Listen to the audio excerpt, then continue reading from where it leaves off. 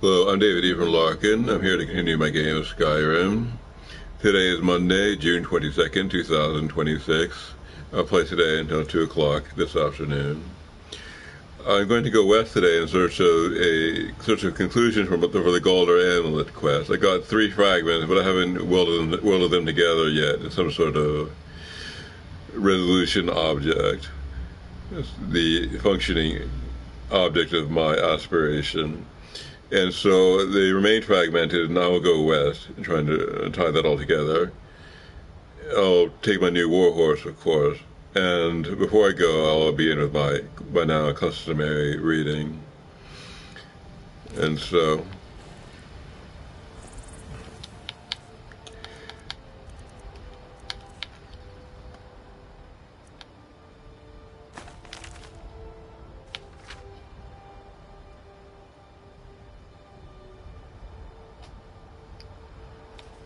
we did read that last time.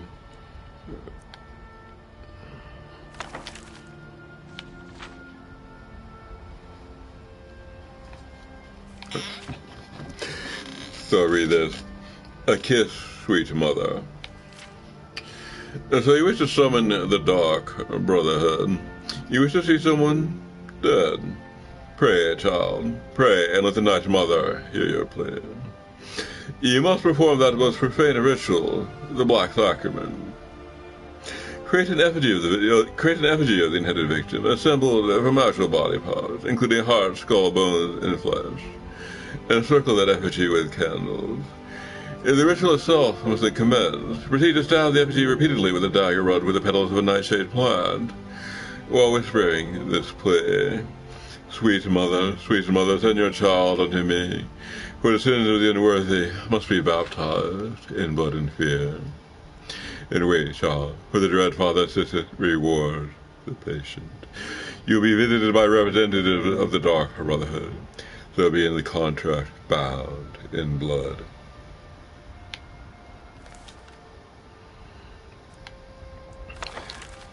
And now, Avar, Stone Singer.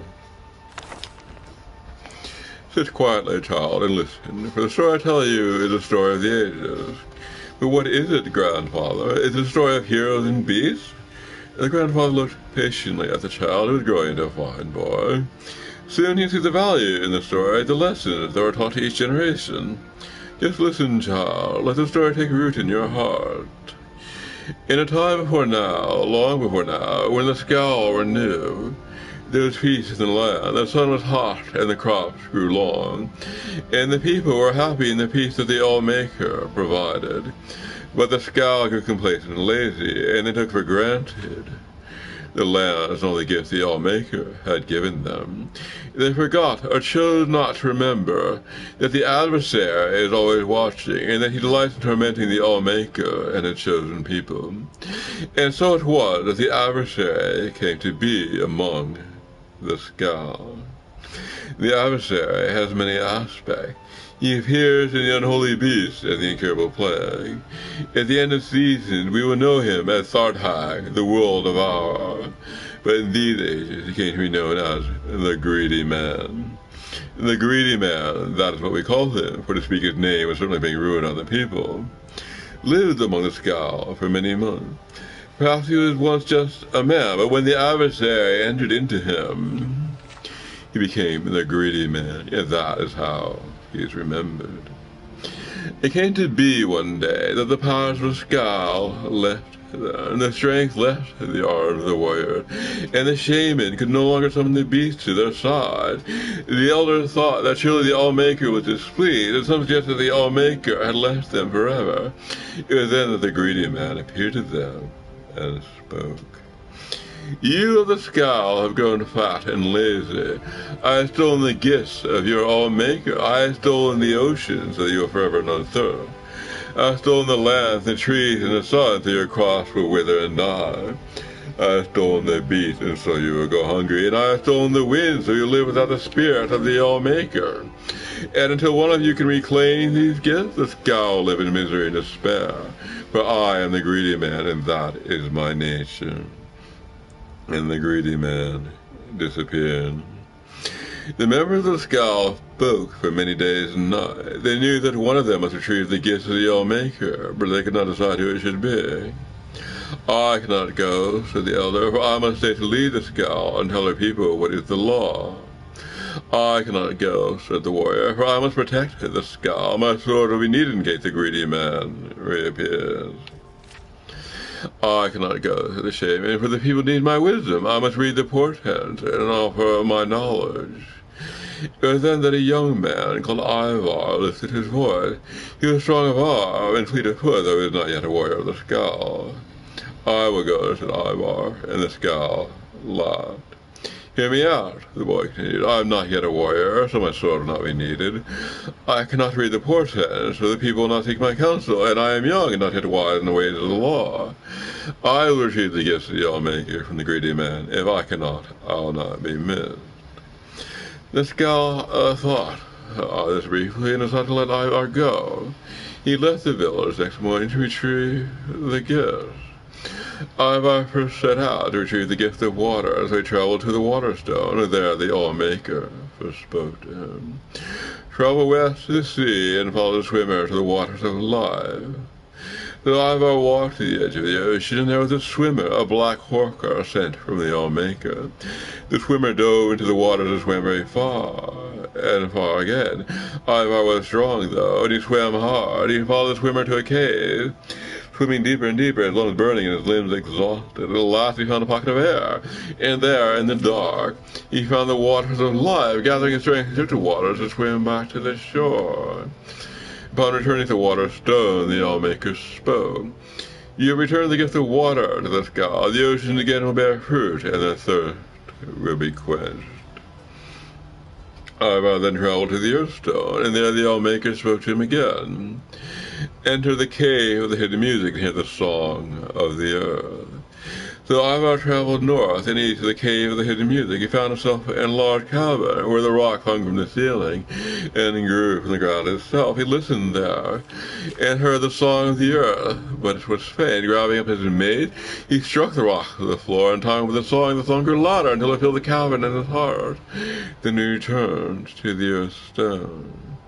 And the gift of the earth is with the Skull again, said the All-Maker. The land are rich again and will bear life. Ivar was tired, and the sun burned him, and the trees offered no shade, and there was no wind to cool him, till he traveled on to the beast rock, and the All-Maker spoke. Find the good beast, and ease his suffering. Ivar traveled through the woods of the Isenfir for many hours, and he heard the cries of a bear from over a hill. And he crested a hill. He saw the bear, a falmer's arrow, piercing his neck. He checked the woods for the falmer, for that's what they were, though some say they are not. And finding none, approached the beast. He spoke soothing words, and came upon it slowly, saying, A good beast, I mean you no harm. The All-Maker sent me to ease your suffering. Hearing these words, the bear ceased his struggle and laid his head at Ivar's feet. Ivar grasped the arrow and pulled it from the bear's neck, using a little nature magic he knew. Ivar tended the wound that took the last bit of his strength. As the bear's wound closed, Ivar slept. When he woke, the bear stood over him, and the remains of a number of the falmer were strewn about. He knew that the good beast had protected him during the night. He traveled back to Beast Rock, the bear by his side, and the All-Maker spoke to him again. You return the gifts of the beast. Once again, the good beast will feed the Skull when they are hungry, clothe them when they are cold, and protect them in times of need. Ivar's strength had returned, and they traveled on to the tree stone. Though the good beast did not follow him, when he arrived, the old father spoke to him. The first trees are gone and must be replanted. Find the seed and plant the first tree. Ivar traveled again through the here-staying forest, searching for the seeds of the first tree, but he could find none. Then he spoke to the tree spirit, the living tree. They told him that the seeds had been stolen by one of the farmers, for they are the servants of the adversary. And this farmer was hiding them deep in the forest, that none would ever find them. Ivar traveled to the deepest part of the forest, and there he found the evil farmer, surrounded by the lesser tree spirits. Ivar could see the spirits were in his thrall, that he had used the magic of the seeds and spoken their secret name. Ivar knew he could not stand against such a force, and would retreat the seeds in secret. Ivar reached into his pouch and drew out his flint. Gathering leaves, he started a small fire outside the clearing where the farmer and the social spirits milled. All the scouts know the spirits' hatred of fire. When the fire drives the trees they serve, at once the nature of the spirits took hold, and they rushed to quell the flames. During the commotion, Ivar snuck behind the farmer and snatched the patch of seed, stealing away, for the evil being knew they were gone. When Ivar returned to the tree stone, he planted the tree in the ground, and the Allmaker spoke to him.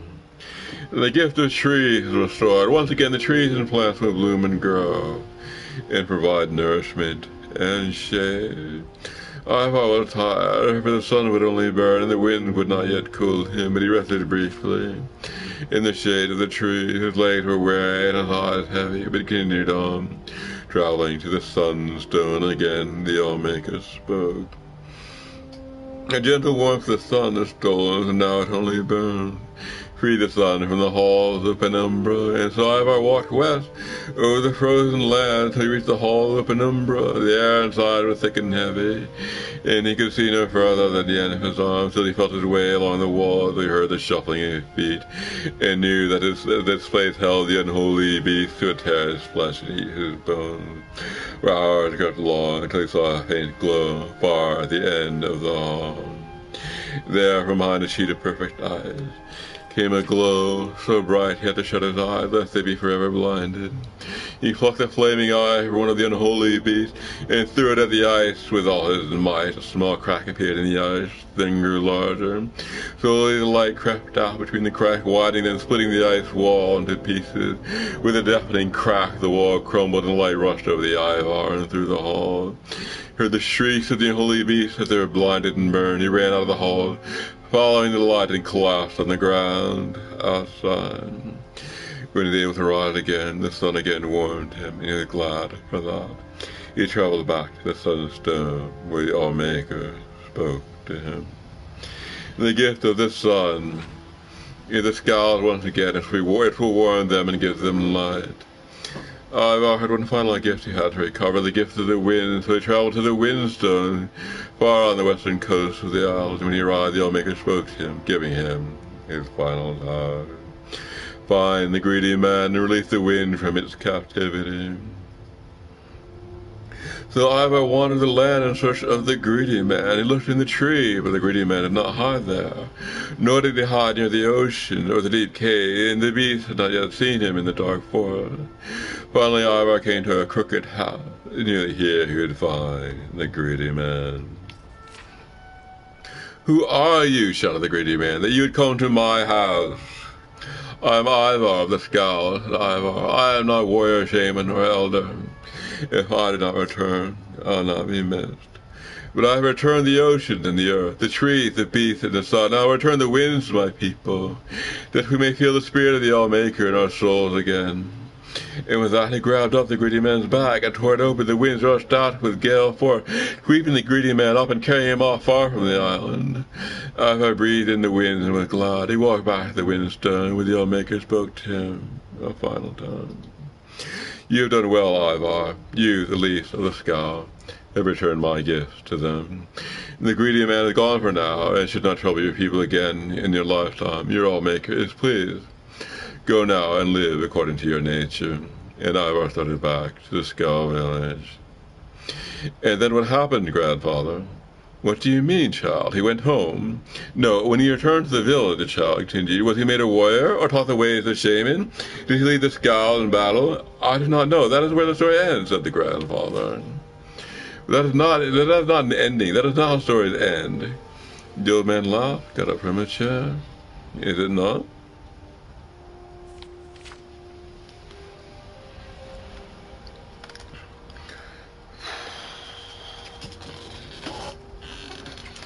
Alright. After that, mythological fortification, we're going to embark on our quest. Go west, and again, in search of resolution of the Gallard Amulet problem.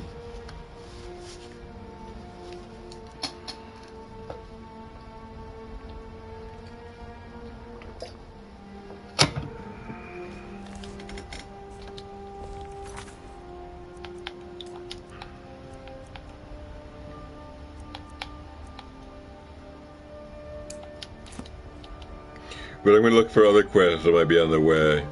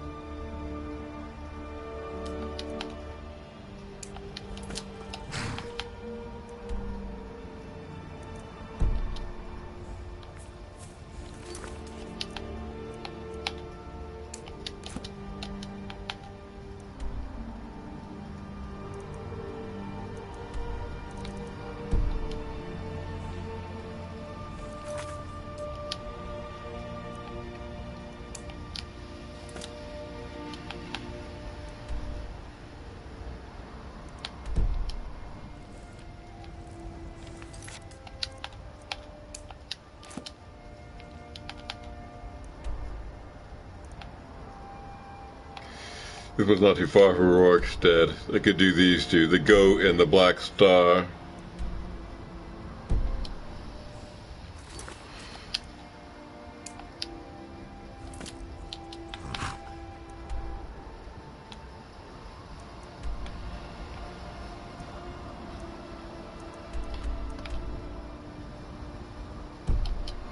Oh, this one's right here in town, so I'll just attend to it.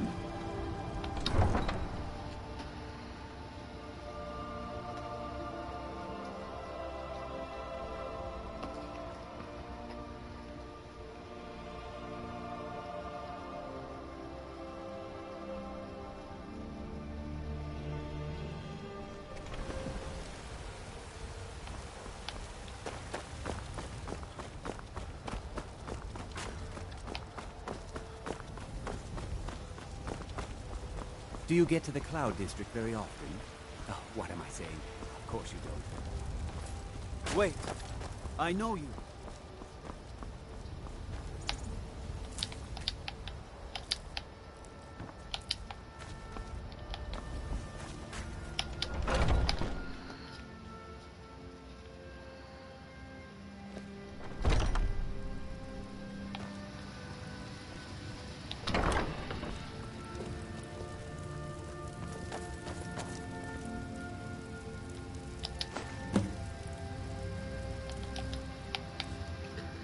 Let's read this. Weekly Business Ledger for Arcadia's Cauldron. Oh, I'm not going to read all this.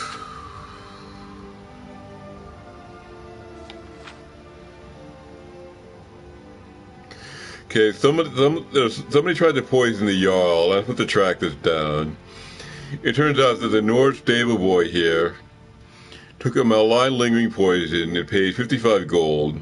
So I'd follow this up by checking out the stables. Check the stable. Also, something about the Hall of the Dead. I mean, maybe that got implicated also.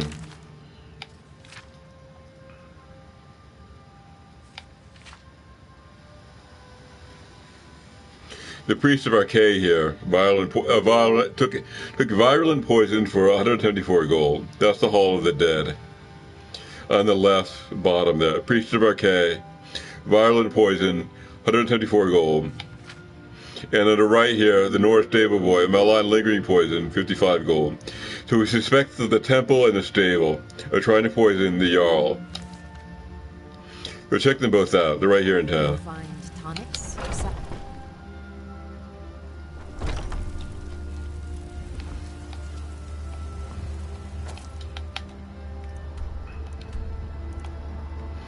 This is a temple, and this is a stable.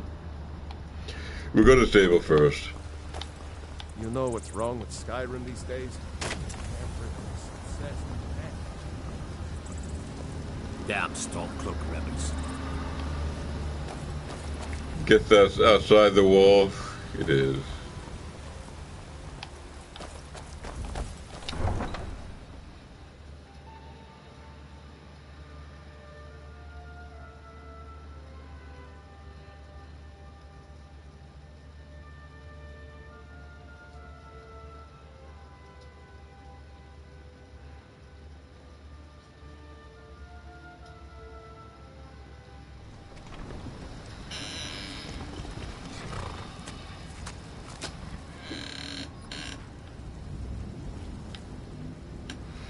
Alright, white arrow marks the spot.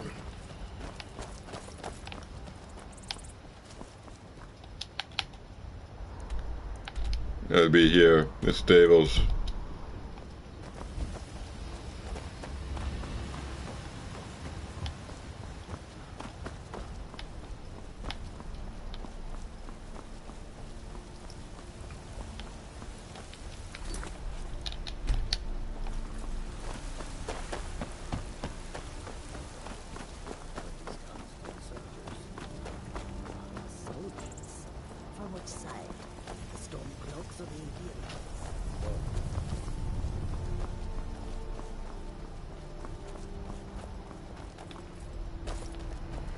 That would be this thing here.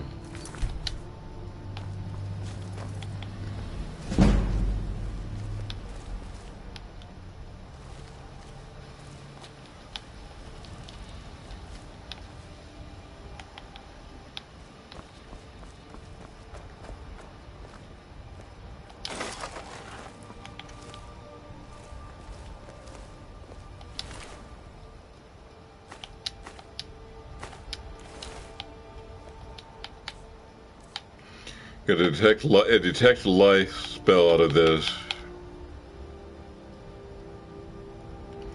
Allows us to see nearby living creatures.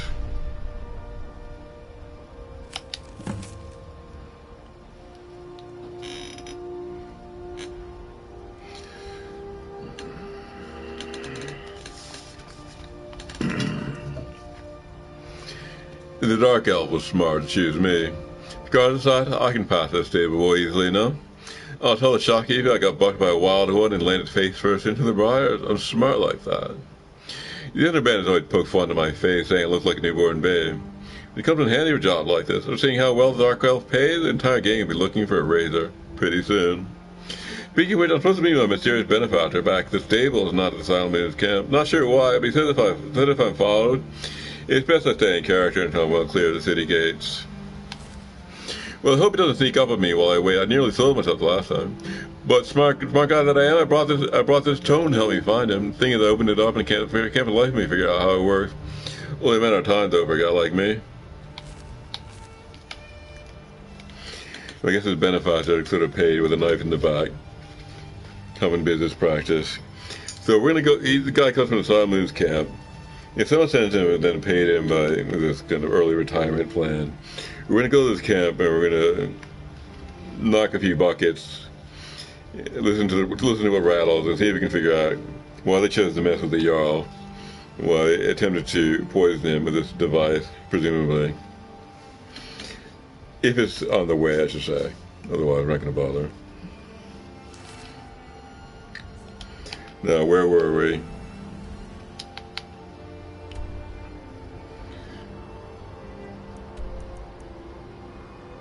X is here.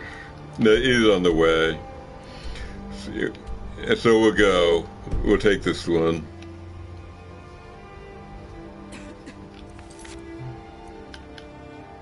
In the shadows.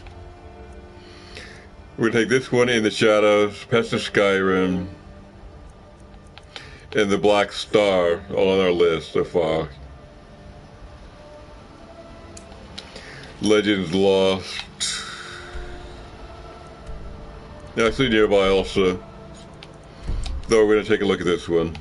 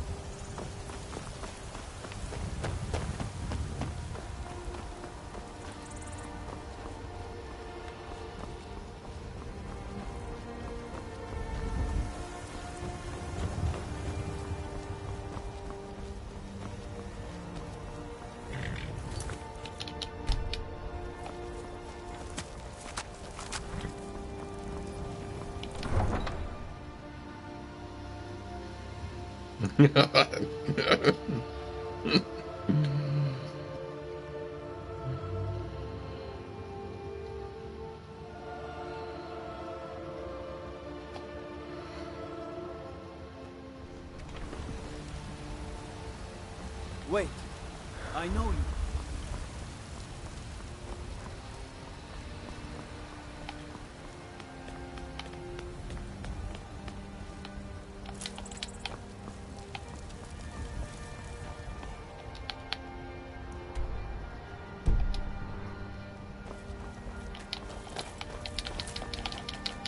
I work with my mother, sell fruits and vegetables. It's fun most days, but hard work.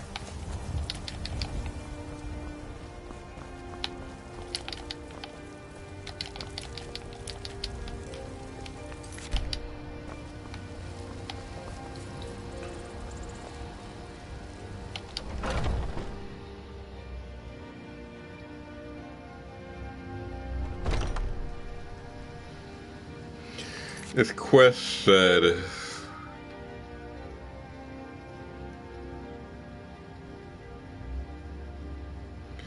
some caravan got ransacked. Some guard disappeared in here. Some disappearing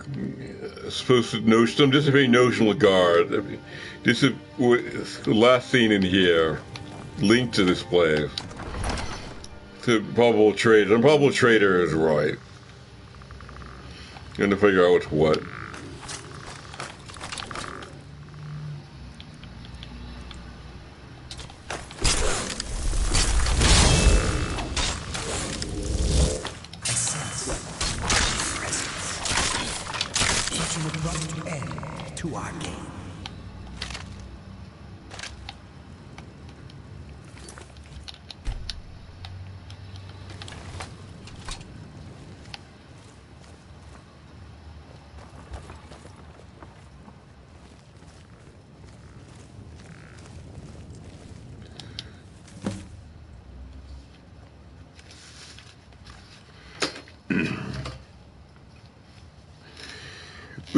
We met with Sadras and picked up the cargo. At least the captain seemed in better spirits, but the other looked exhausted. To make matters worse, the air was flushed with news about the caravans didn't make it. Sieged by Dwarven automaton on the road to Whiterun. My warriors, such fears will find their way into the minds of my men, especially when the details of their stories seem to corroborate. It only serves to throw more kindling on the flame. Hopefully the captains have a plan. We've had a few deserters already. It will need every available body. These attacks continue to be difficult to convince the men to leave the station of the tavern for the terrors of the unknown. Even without the dwarven nonsense, the road ahead will only get more perilous given the copious bandits, wolves, and other dangers on the road. Captain Odie has asked us to take a detour with the Dread caravan to Falkreath. Staying off the main road might provide us some cover. Staying off the main road might provide us some cover.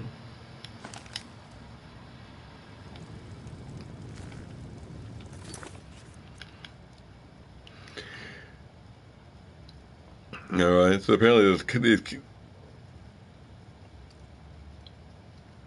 these waylaid caravans took some kind of detour. At least some of them did. So to follow this trail, to go to this detour, maybe find another lead to what happened.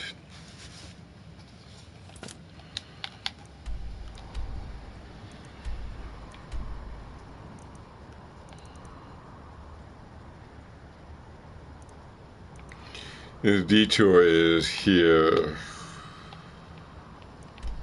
That's Rorikstead. I think this one's the Osiris Star. The detour is around here. So that's close enough. We can work this one also. This is on our to-do list. Legends Lost, In the Shadow, Pets of Skyrim, and the Black Star. See where this one is.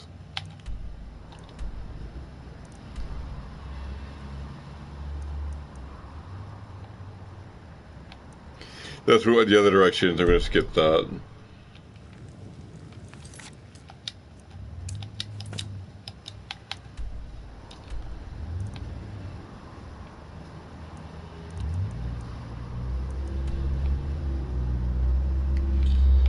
That's also the other direction. We skipped that. Hendrheim.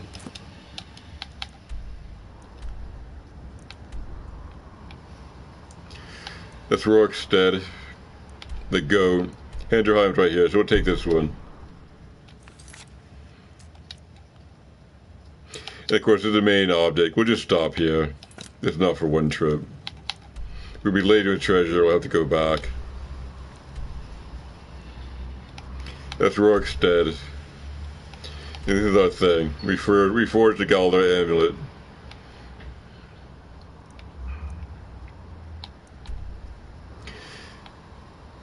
There's something down here. We'll try to go to this one first and then move it up here and west. I think that's going to be the route.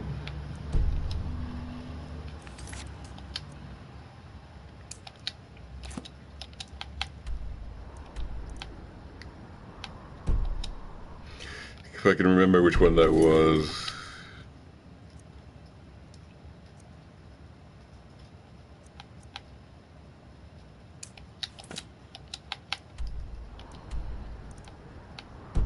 You're not that.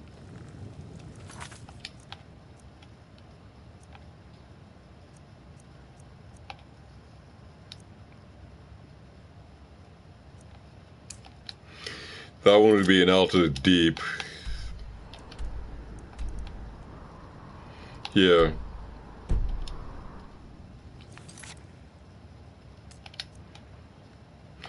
The Rising Dead. I can't remember that one was.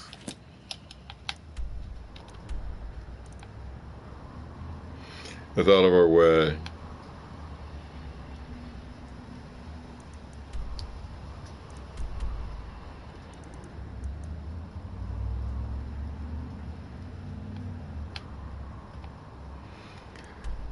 Yeah, I would say that's out of our way. Actually, why don't we just do it? Let's start with the Rising Dead down here. And they'll creep up west and north, and I think we'll encounter a line of quests to solve.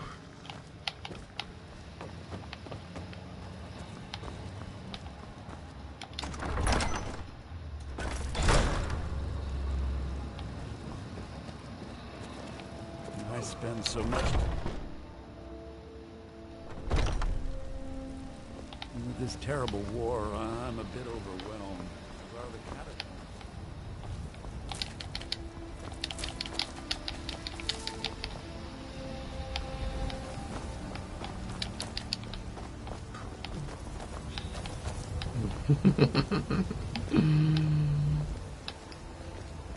What are you looking at? I'm not afraid of you, no. Even if you are my ally. Do you get to the Cloud District very often? What are you saying? Did you raise your prices, Carlotta? Wait, I know you. I work with my mother. Sell fruits and vegetables. If you need potions, you should.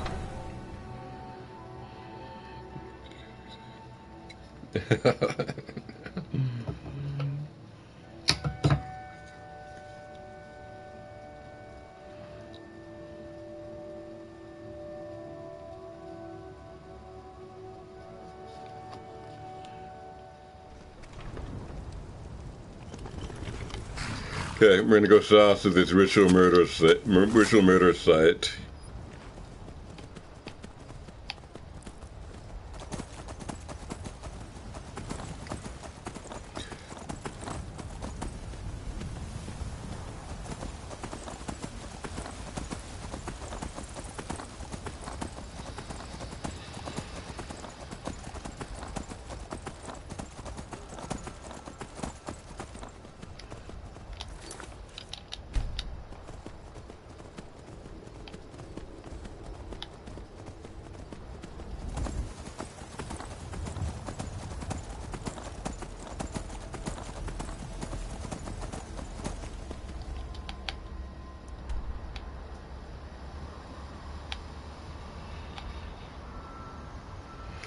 This will be in the mountains, and the way is going to be a little difficult.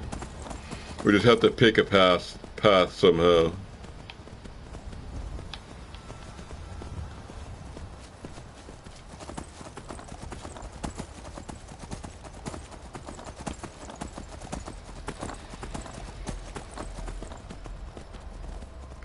Fortunately, this horse is really good at mountains. Surprisingly good.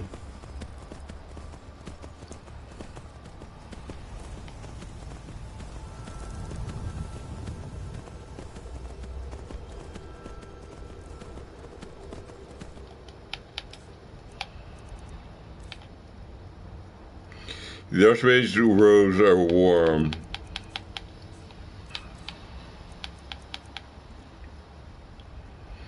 I might want some kind of hood.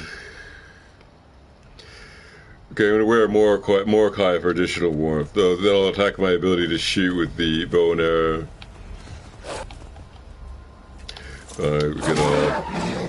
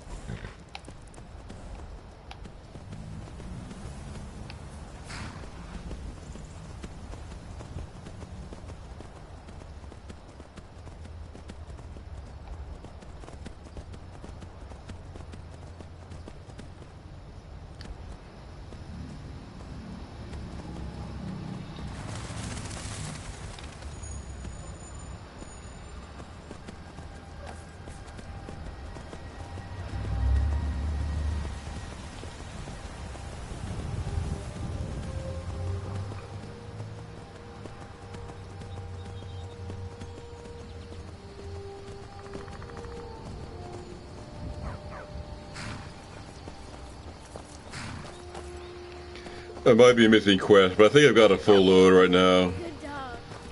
I'm just going to skip the rest for the time being.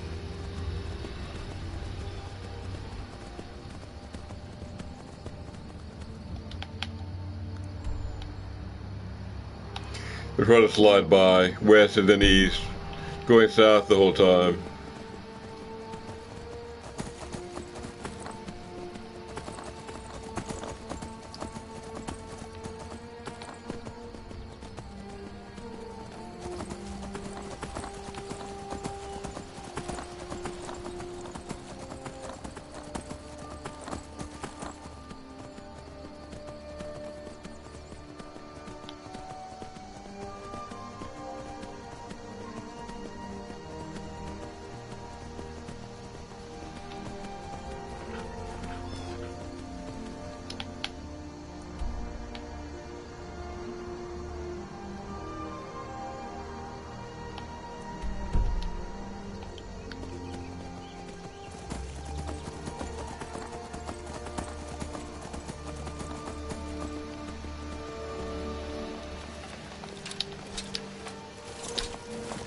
So stumbled across something here.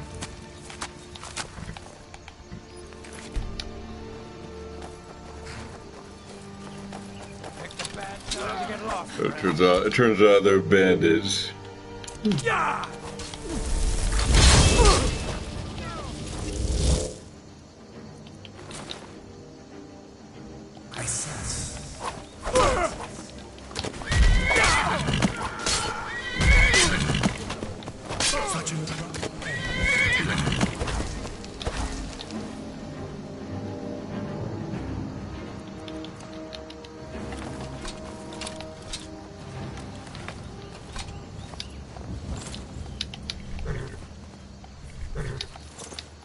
That was a little painful. They got the drop on me.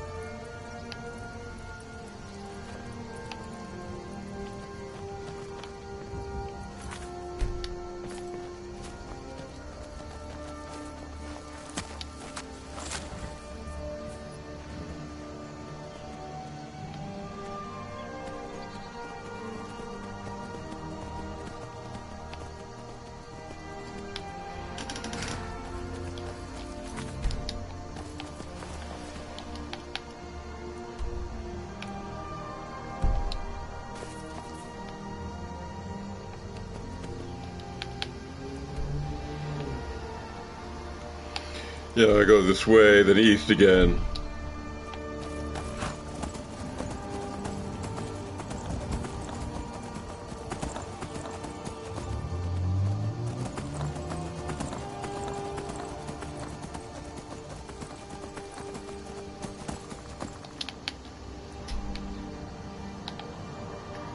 That could work.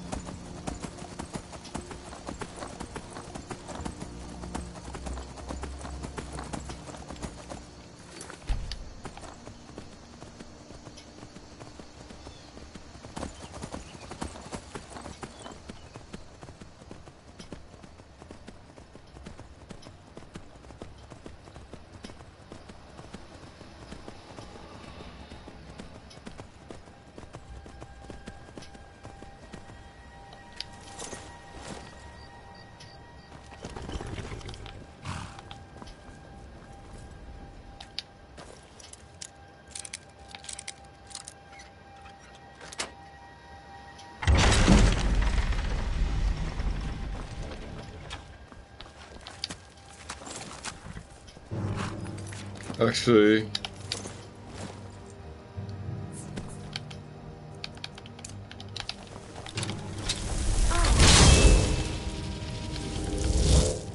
What you gonna do, huh? What you gonna...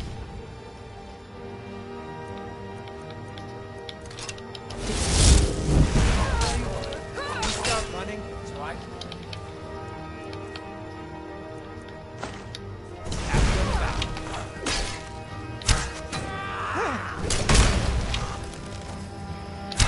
That the best you can do?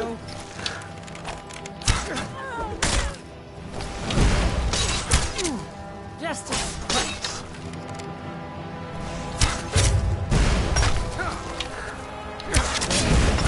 All you got?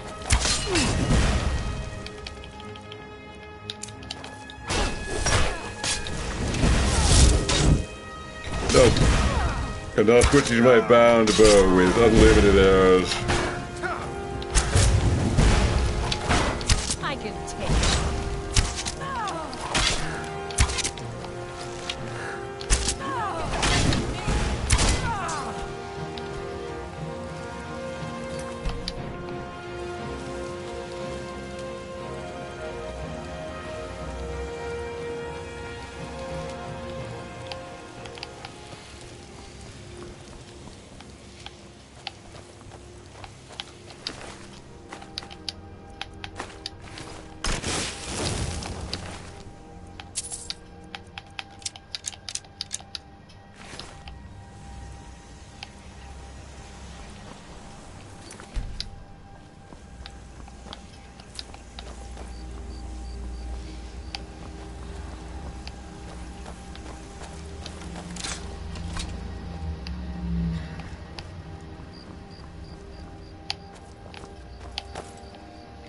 My horse wandered off.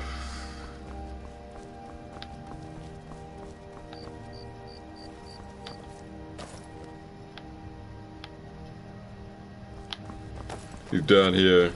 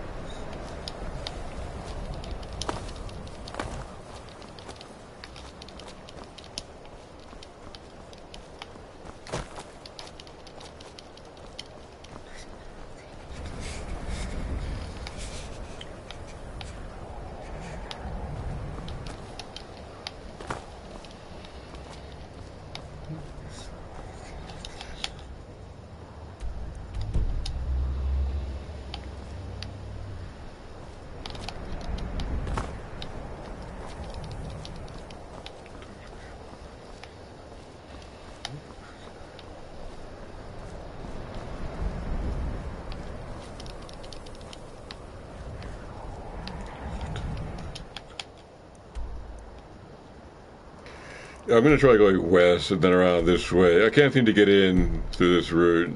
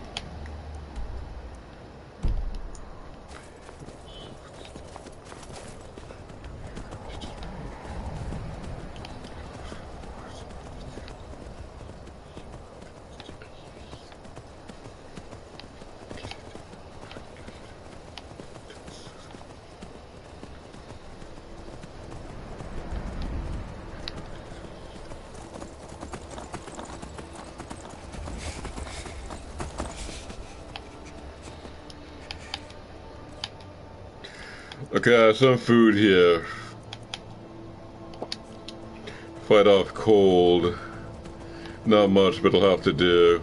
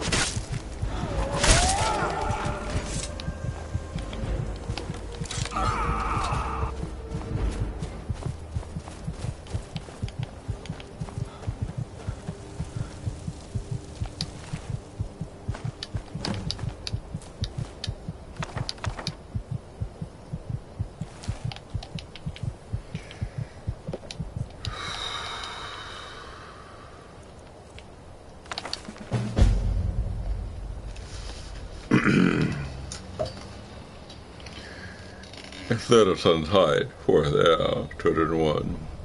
An apprentice's mind recently discovered an ancient tome in a forgotten tavern during a gathering expedition. This tome was like nothing I've seen in a very long time. I believe it's a conjuration spell of some sort, but I can't be certain. I'll need to spend some time in deciphering it, as it could be quite valuable to us. 18th of Sun's Height, 4th Air, 201. I've spent the last several weeks working tirelessly to decipher this ancient tome, just as I suspected. It is indeed a conjuration spell. However, the creature summoned is especially vicious. An undead zombie of wonderfully putrid potency that appears to be much more active in the late night hours. I'm not stopping now. I plan to create an even more powerful version of the spell. As Molag Bal is my witness, I shall have a zombie horde at my command before long. 15th of last seed, 4th Air, 201. Nothing could have prepared me for the power I am about to wield. The whole of my training has been for this moment. Soon my apprentices and I shall perform a ritual the like of which has not been seen in centuries, and bring forth an undead army. Powerful and willing to do my bidding. Its power will radiate across Skyrim, bring forth waves of undead from the darkness. The time is at hand.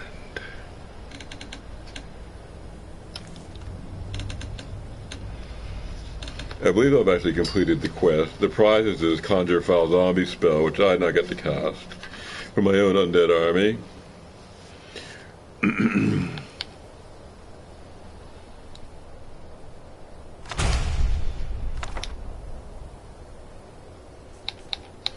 Now look at that one.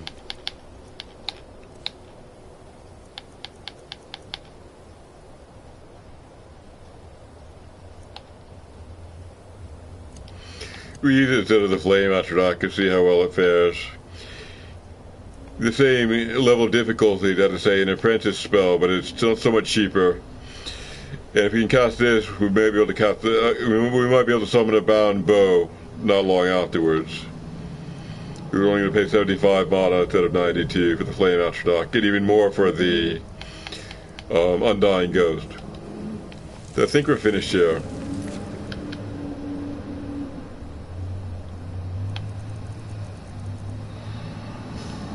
We have indeed finished.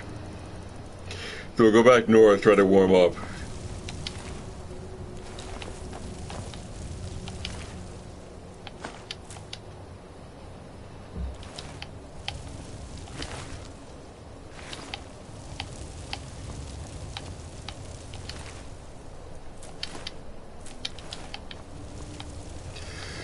Alright. My horse has run off again.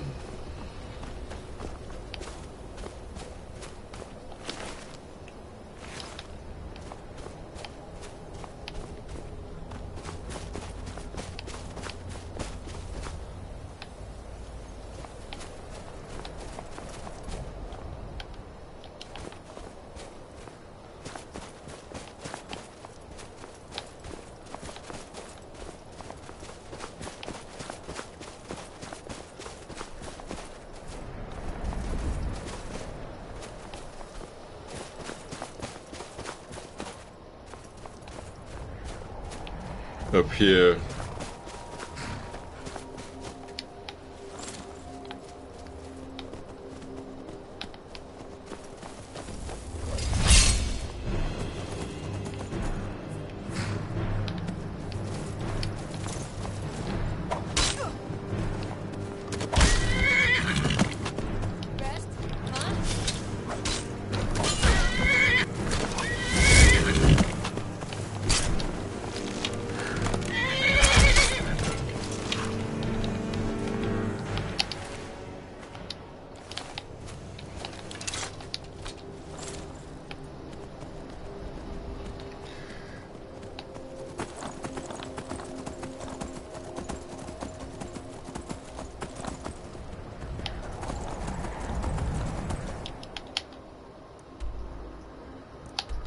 We're trying to warm up in Helgen here.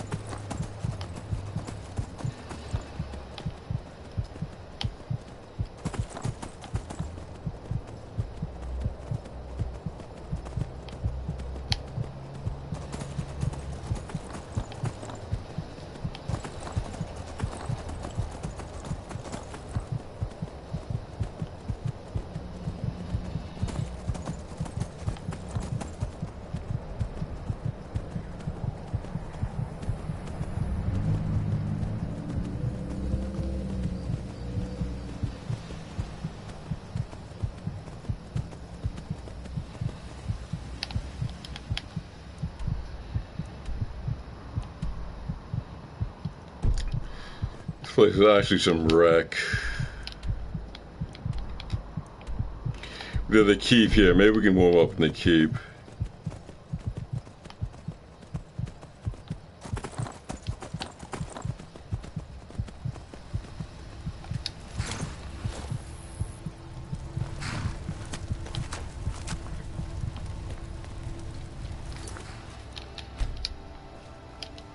We got frostbitten.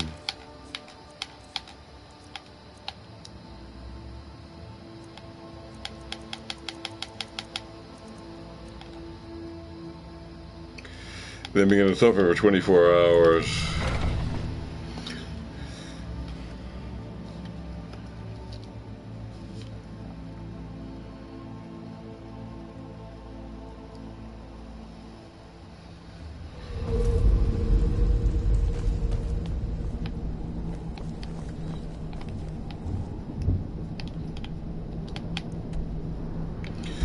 I'm not sure I've been here.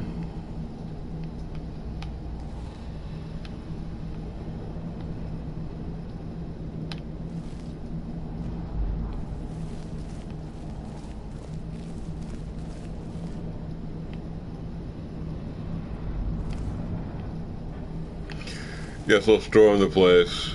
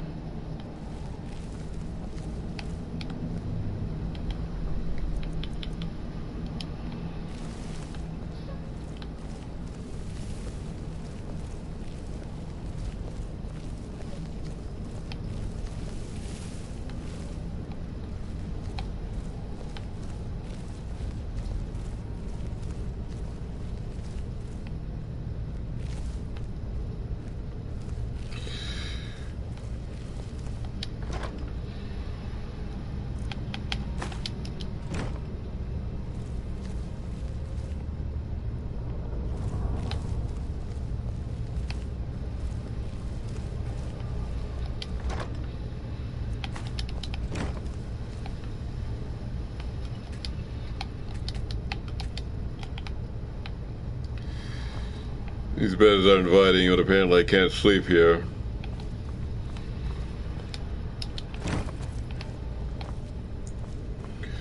I don't know,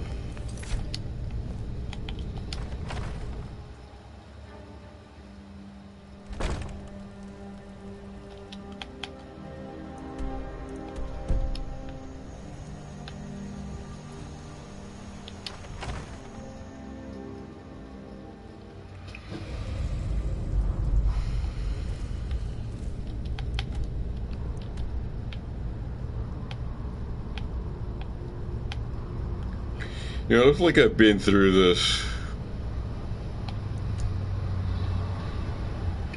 I somehow went through this already. I'm just gonna sit here and warm up and then leave.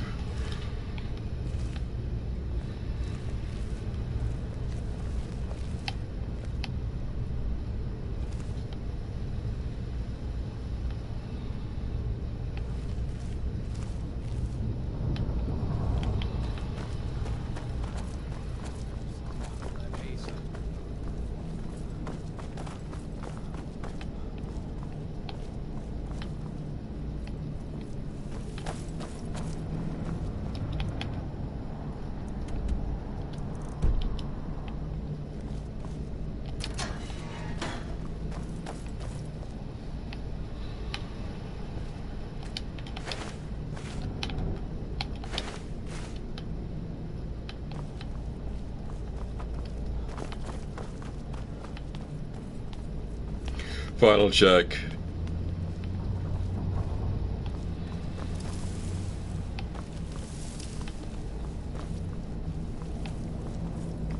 Hey, there's somebody here. Huh? The new foul zombie's gonna make an appearance.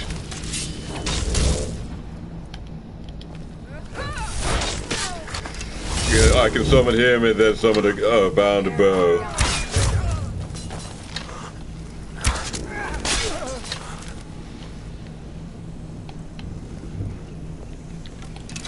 This is my new guy. P.U. Just meant appreciatively.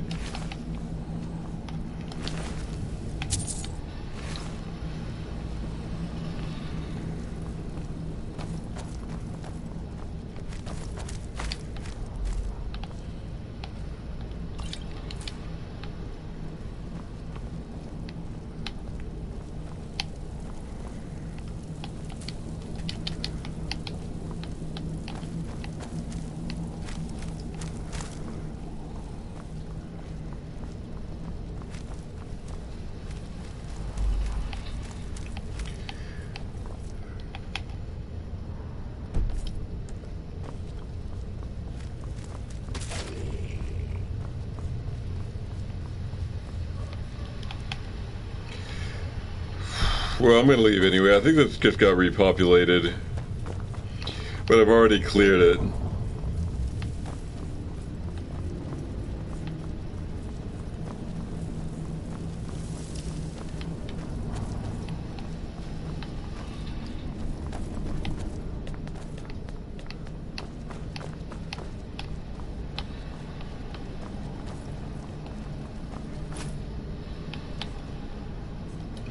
Yeah, we seem to be warm enough.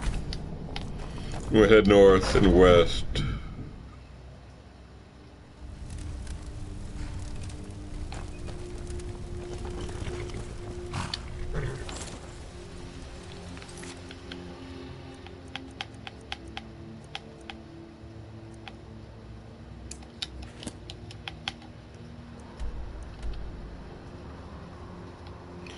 We could go here. But the Nelson Deep is closer, and that's got the Star of Azura. So I guess we're going to this deep thing here.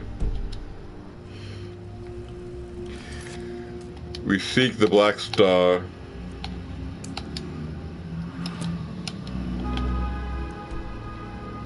Yeah. Not far.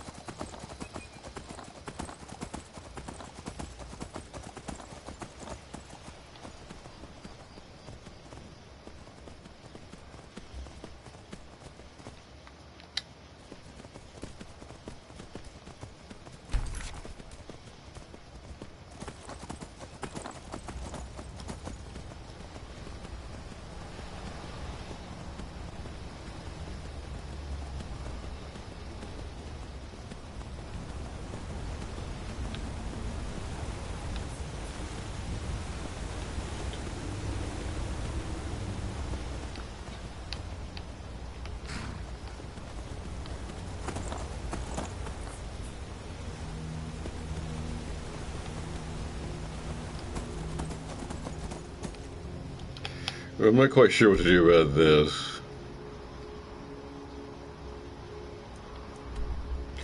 I do have to cross this river.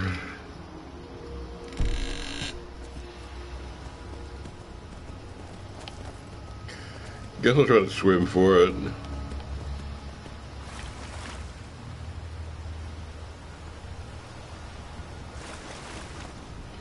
I'm using the rogue stone, which favors my sneaky and my bow, I think. So I'll just leave that, the thief stone.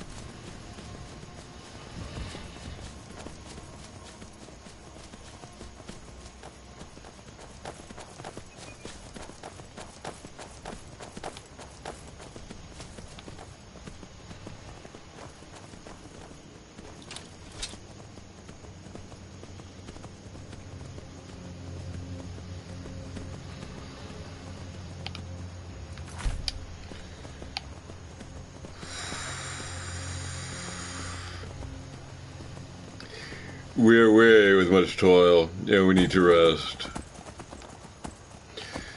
Maybe we'll get an opportunity to do so in this coming cave.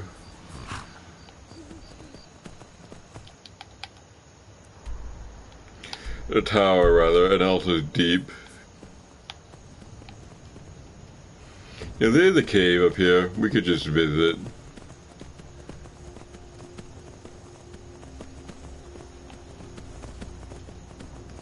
At least I think it's a cave.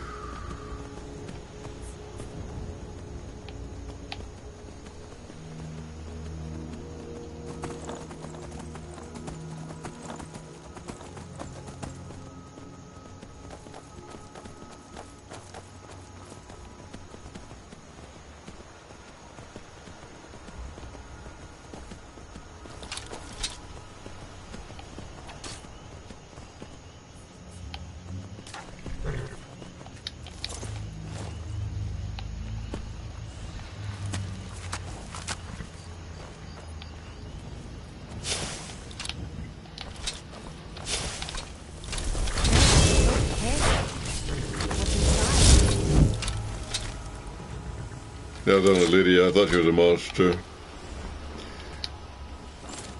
Alright. We're gonna check out this cave.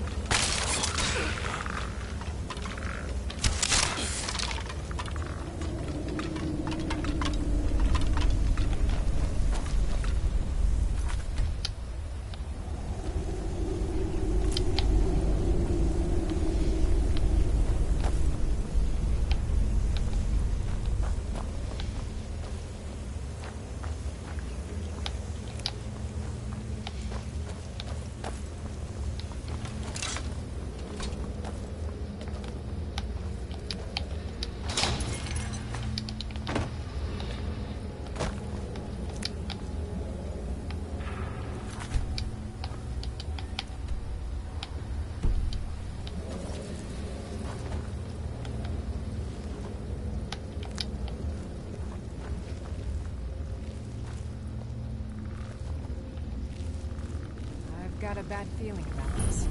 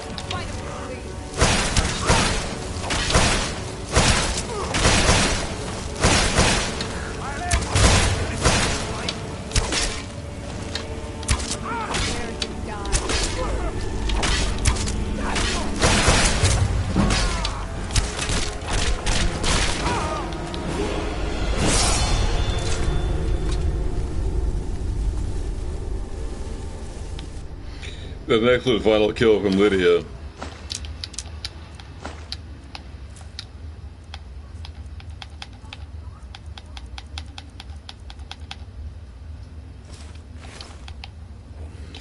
Now I need to rest for a bit to level up.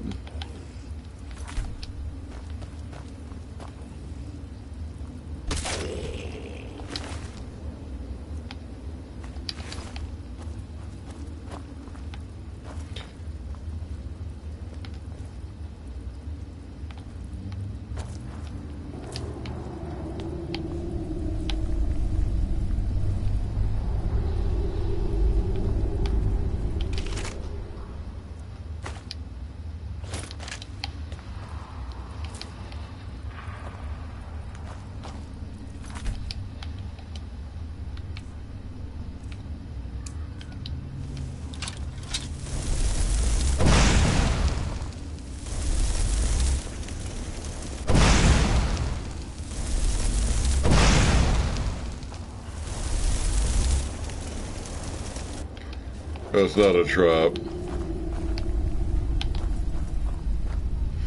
Oh, we can level up here.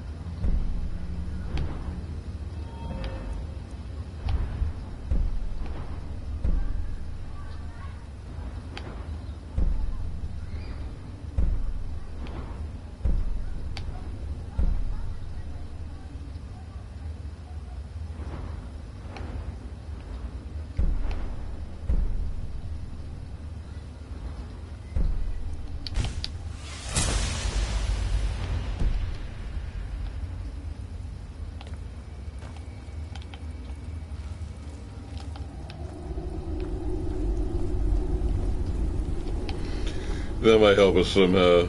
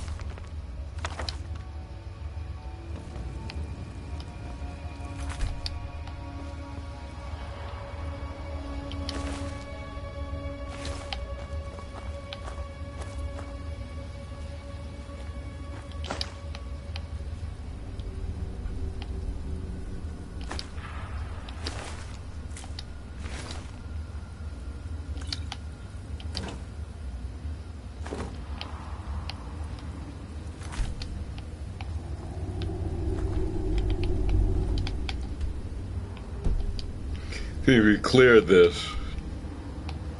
We'll take a little look further, see what we see.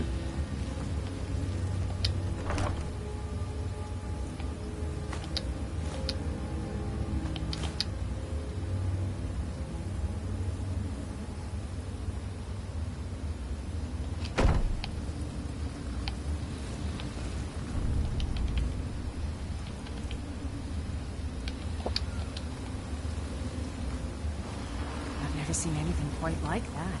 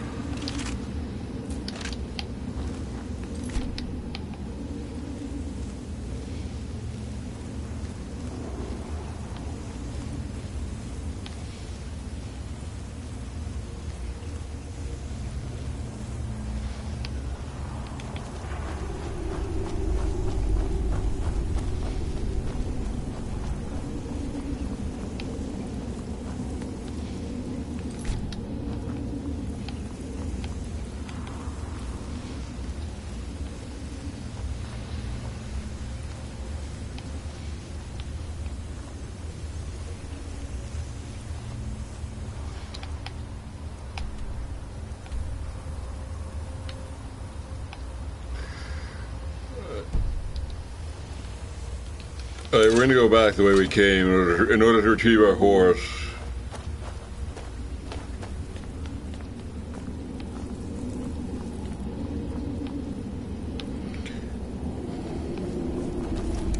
Go have a look. Actually, there's a bed by the entrance. I didn't sleep for long enough. My character's fatigued.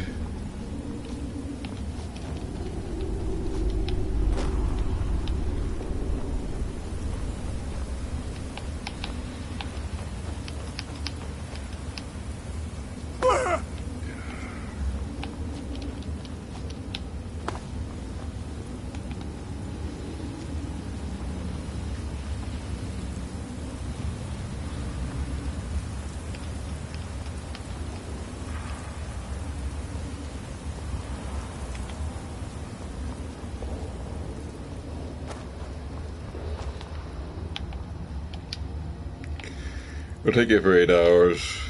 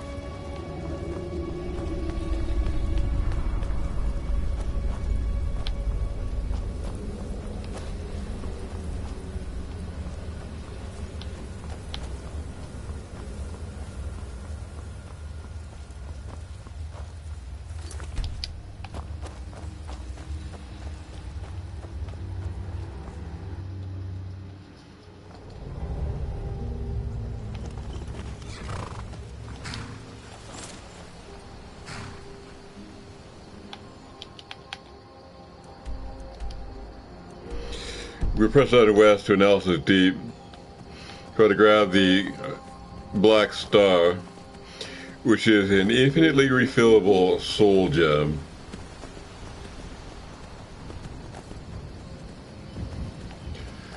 We can use that to make and recharge magical weapons. All you have to do is charge it each time by casting Soul Trap on some creature, then killing it soon afterwards.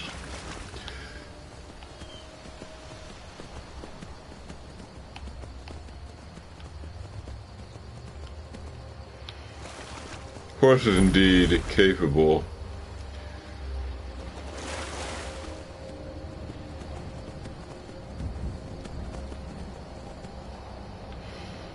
Alright, we're gonna get off here.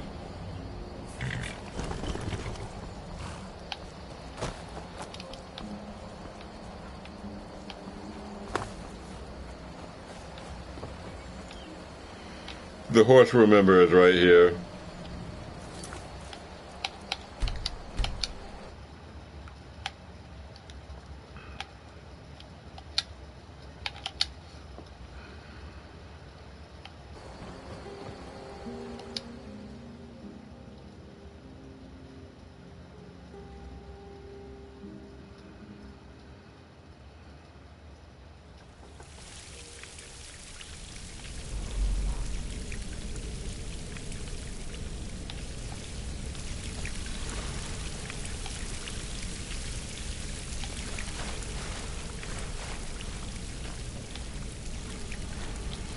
Now, what did our quest say?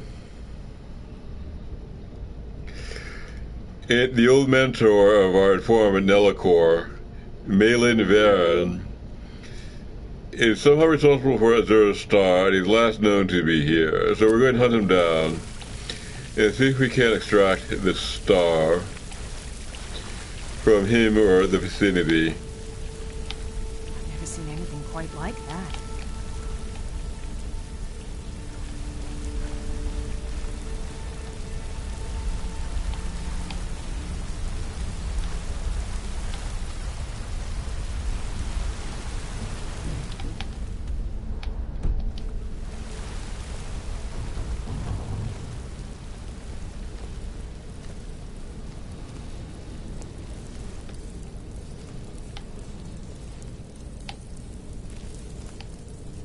I've got a bad feeling about this.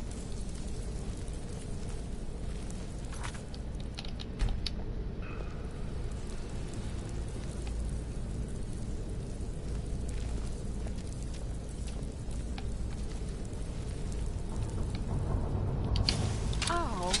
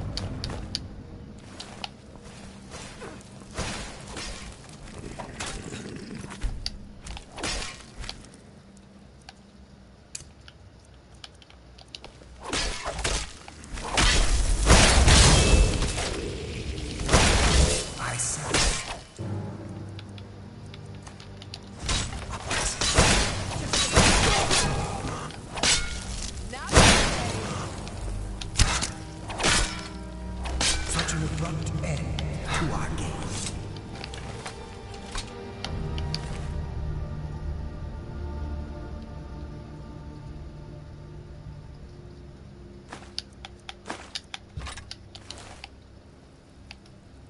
Go take this new spell.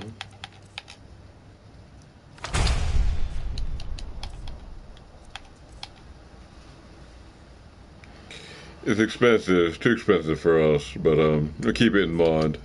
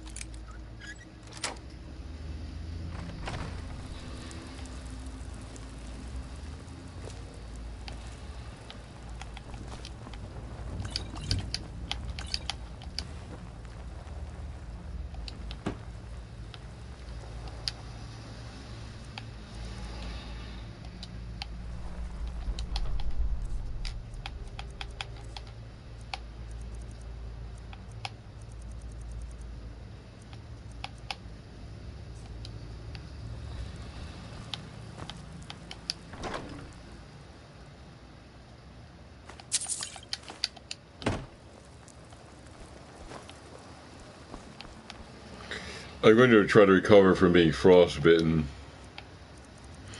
I'll sleep for 12 hours.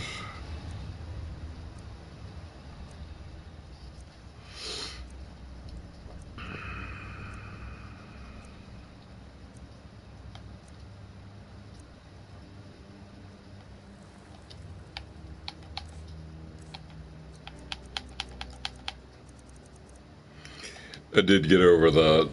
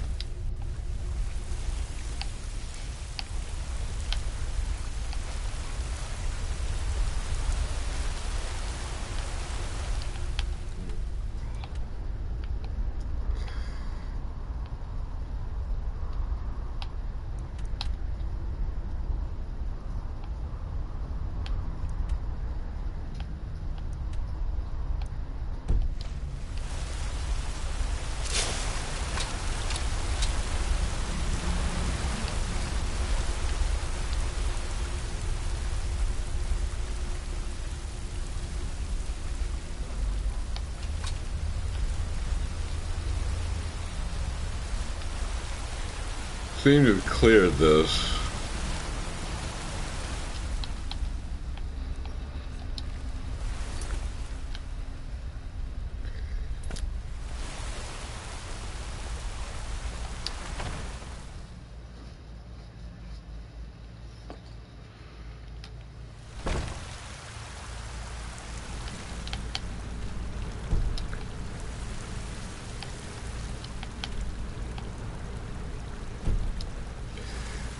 Well, the star shouldn't be hard to find because it says this place is cleared.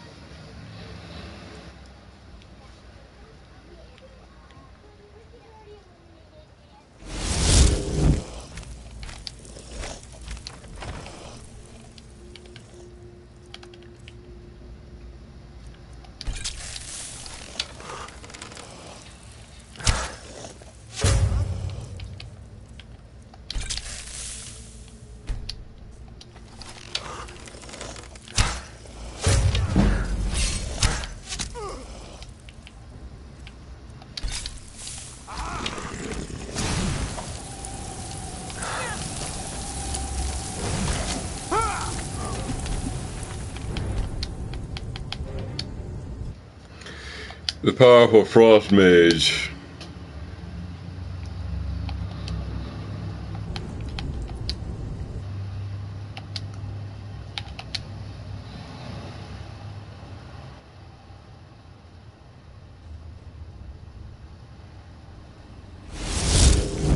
This guy's a powerful frost mage.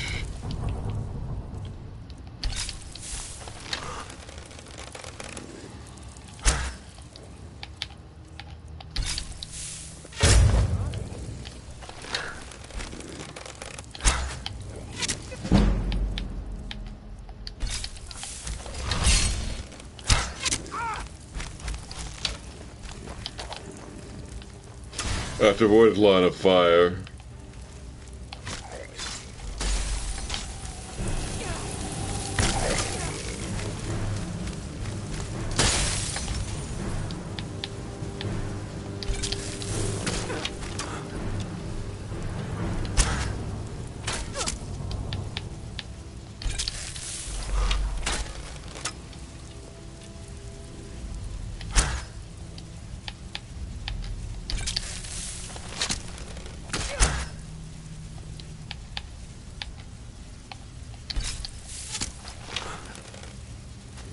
Prepared to die.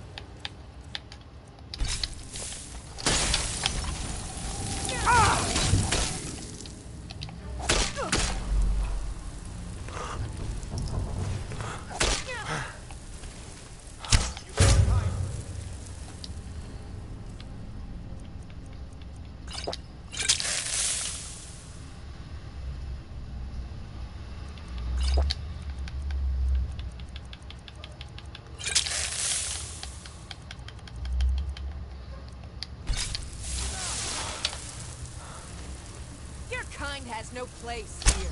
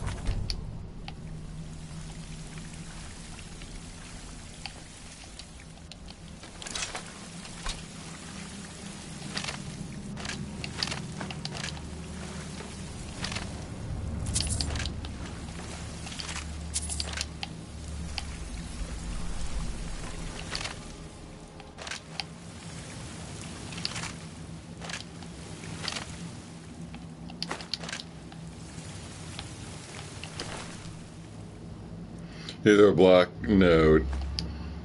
That's not it.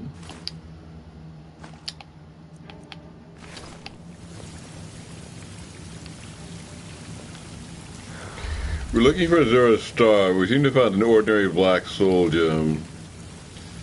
Not quite the same.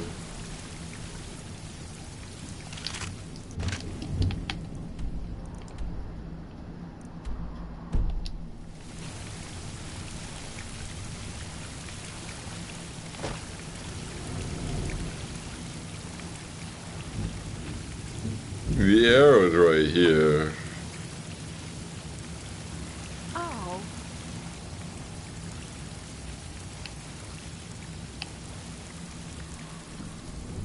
It might be above us. Let's try up here.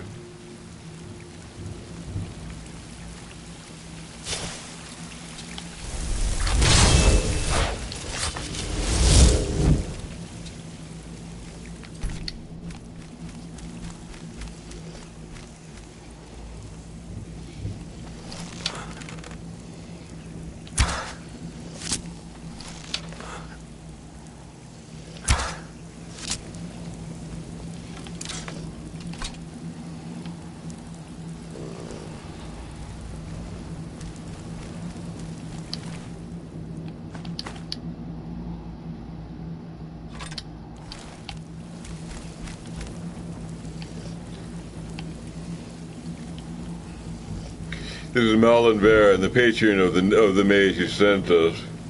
Apparently deceased. Perhaps perhaps there are stars in here.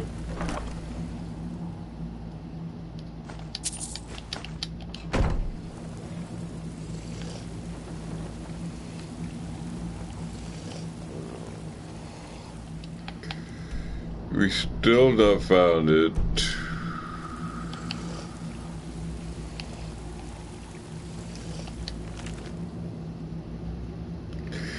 Maybe this will give us a clue.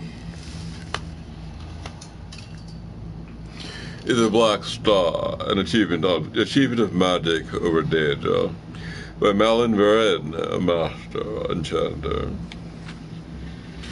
There's some scorn at the very notion of experimenting on a Daedric artifact. I have succeeded where the ignorant and superstitious wouldn't even dare to try. The Black Star, my achievement over the Daedric Lord Azura, a re-envisioning, a remastering of the ultimate soul gem. It shall become the vessel of my immortality, final proof that mortals can live indefinitely at the denizens of oblivion. The vision, the voices that Azura has sent to taught me. Well, some call me mad. I knew the truth.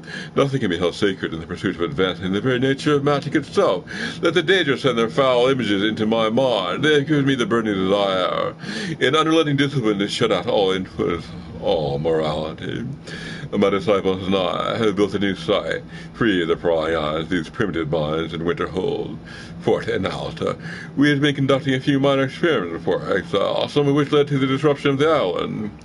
But a few enchantments have kept the ruins intact, and beneath the waters of Lake Illinalta has been the perfect place for the final fade of the Black Star.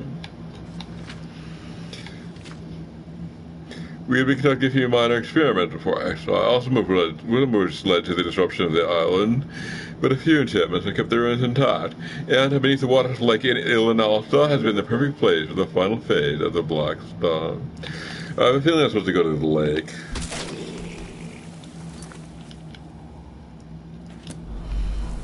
But no. Well, maybe. It could be right in the vicinity. Right in the vicinity it might be. Still Okay, I'm going to share some of my load with Lydia. I am at your command.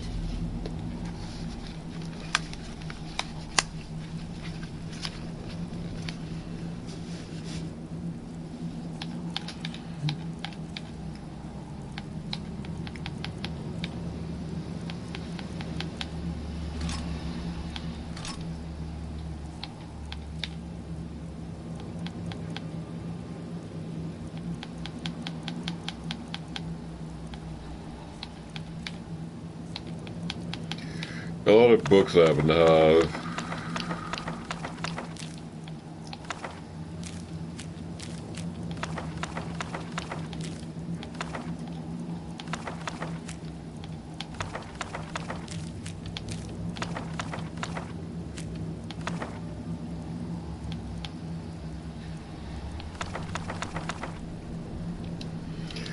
Alright, we'll just go.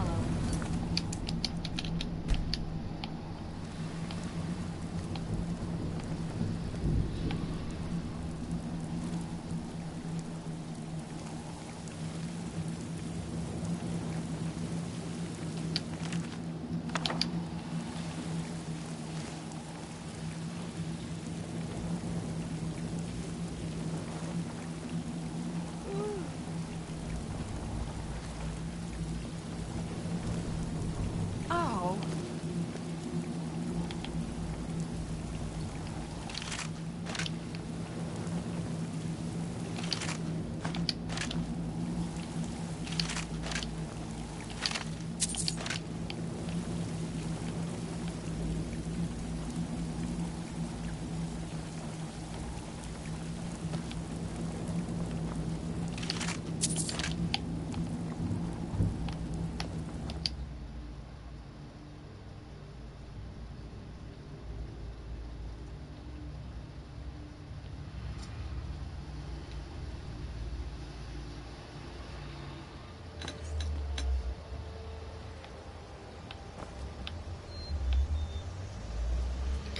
At the top of this fort, with little gained by that, we just go back down again.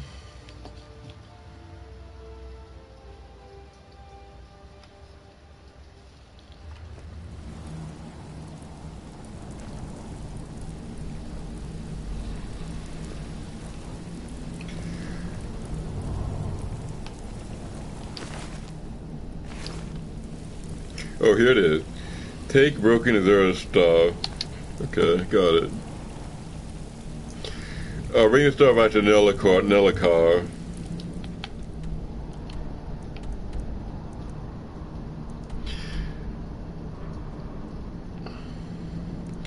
The priestess here will take it, or Nellikar in Winterhold.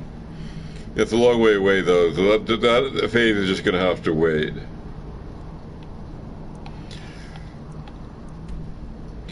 I think our next destination is Henderheim.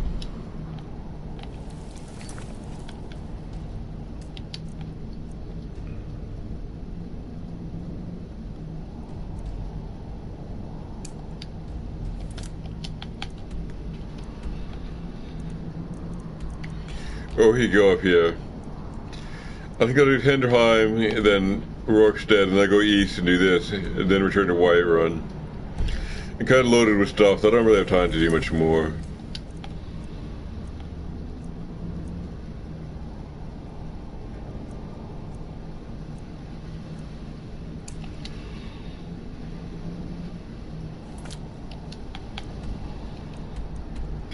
We'll go here first.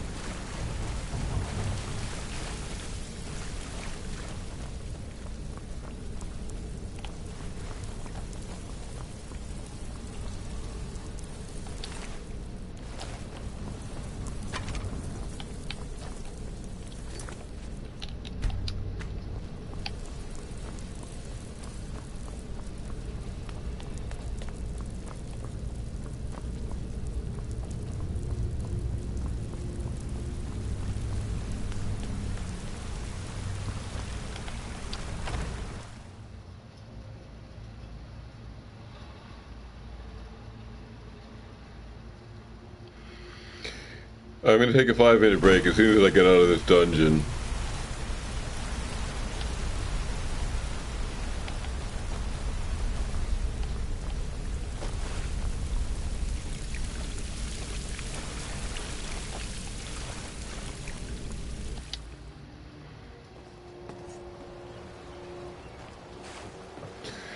The warhorse is here. We're going to go talk to this warrior who challenged us in Henderheim.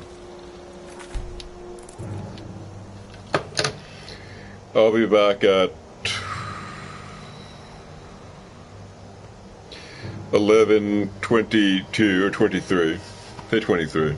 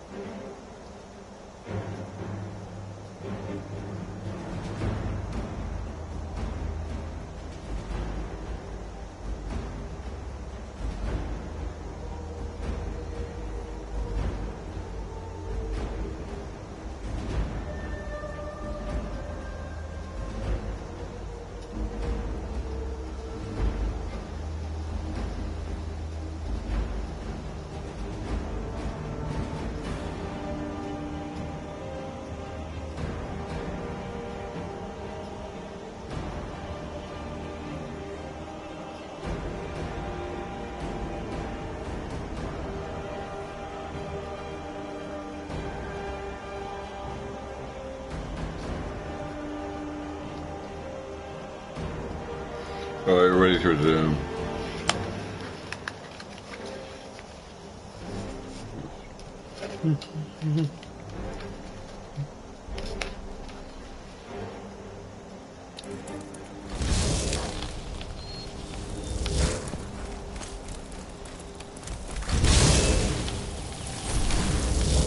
That was just bizarre.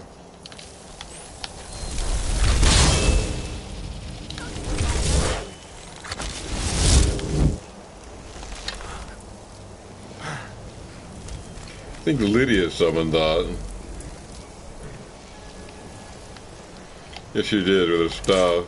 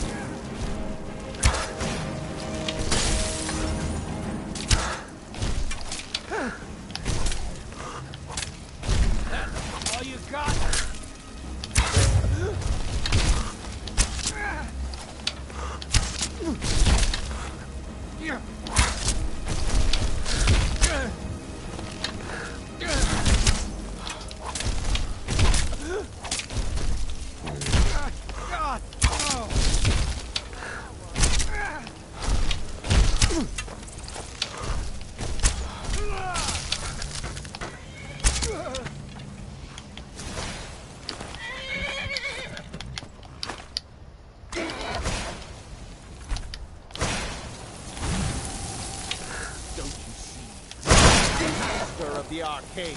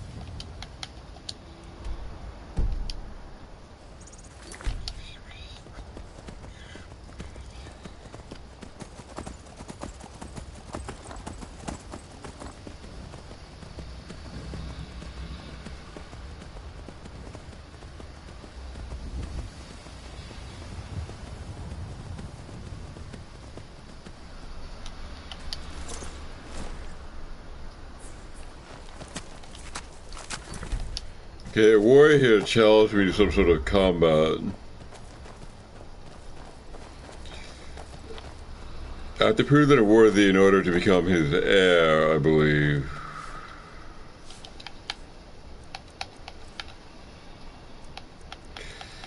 So, on the 300th occasion, we'll put on the necklace of haggling.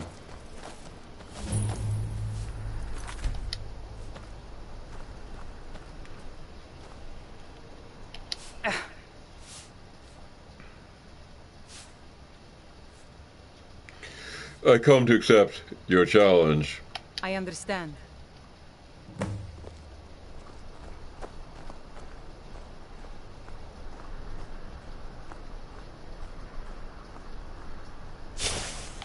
Fight or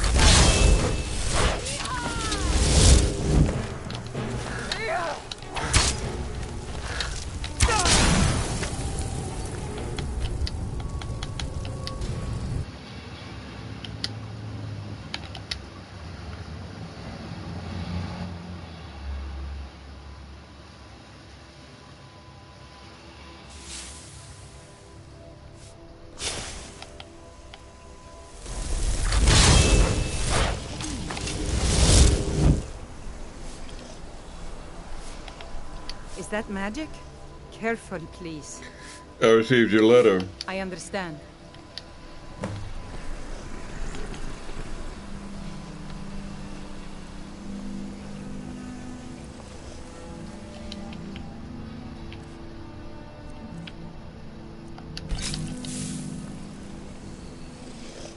Fight or die well.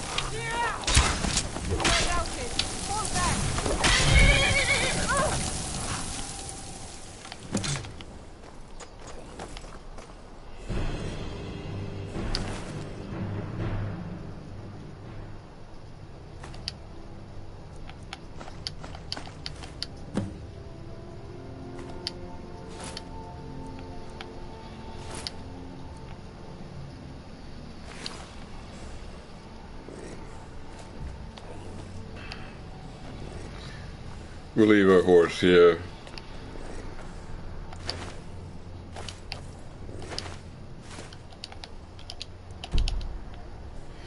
We've got the key to this place. We're going to walk in and check it out.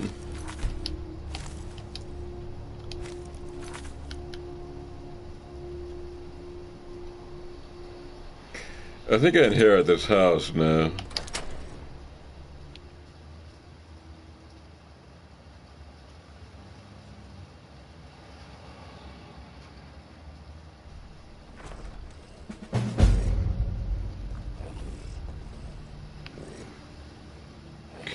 I believe this is now my house.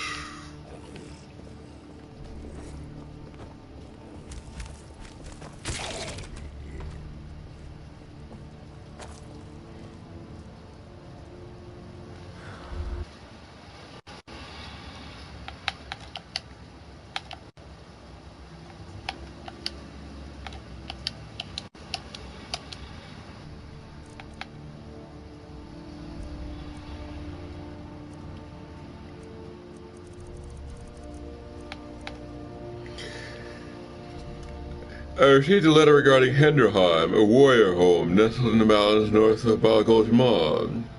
After defeating the owner in single combat, I took the key to the house and claimed it for myself.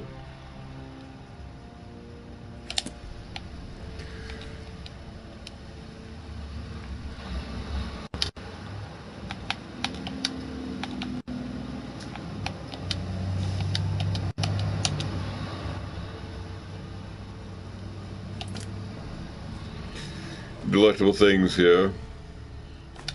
Awesome garlic bread. And tomato.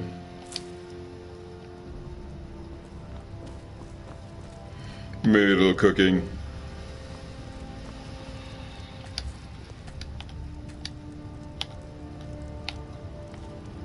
This stuff looks pretty well done. Cabbage soup. Refreshing after hard days adventuring. Hot cabbage soup. This one's good against the cold.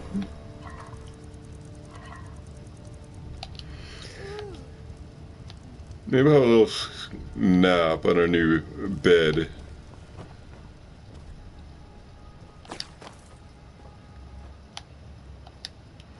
A nice safe. The bed is somehow owned. That's just mysterious.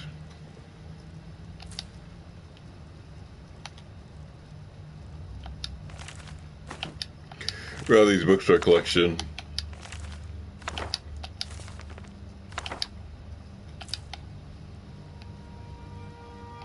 I guess those beds are for children who I can adopt. Here's the master bed. Alright, we'll sleep until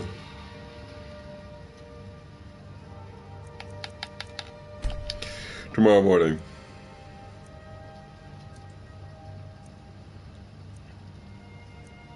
Or I'll sleep, and Lydia will stand there, on guard.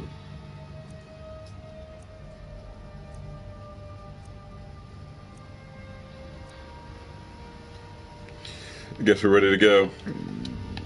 Oh, there's the food. Of course.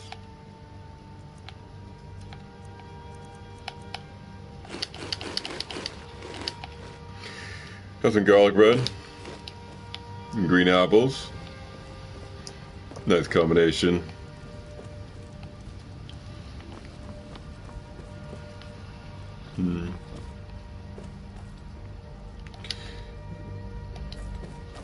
Your mannequin showed it off. Weapons and armor, I guess. I can dress him up.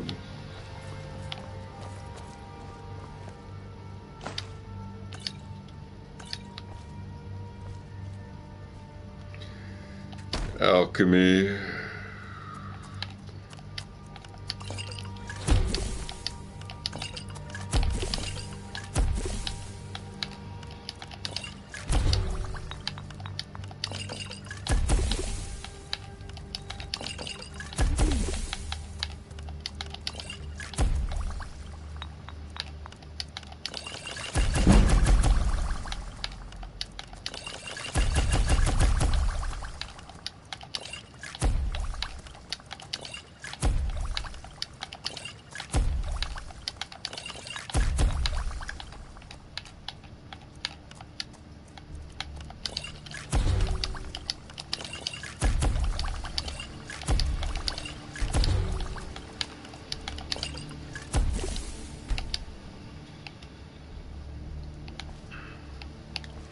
Alright, guess that concludes our business here. You're ready to leave. We now own 2 houses. This was a little far out of the way, but anyway.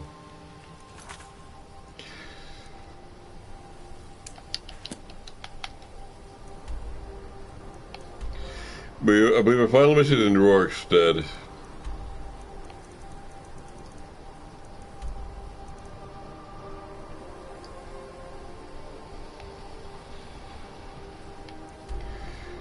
We might have gone to this, but now it's out of the way, so we're not going to.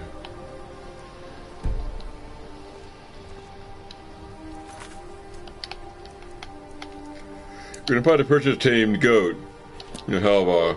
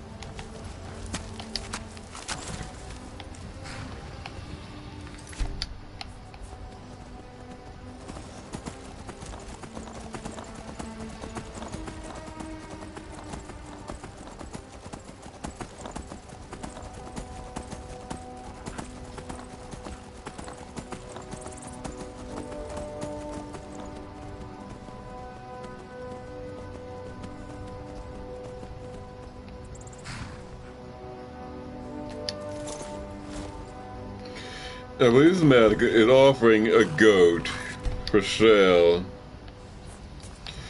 which is capable of carrying loads. So we're going to investigate.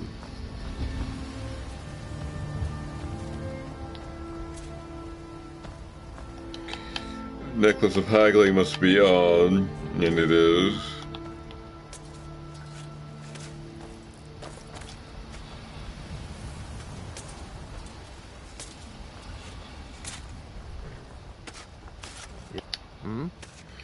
Can I buy your goat? Of course. Here's my offer.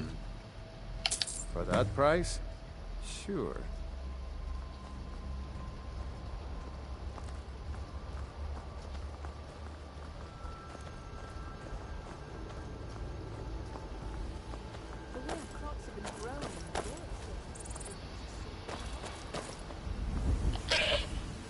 Hey there, buddy. Want to come with me?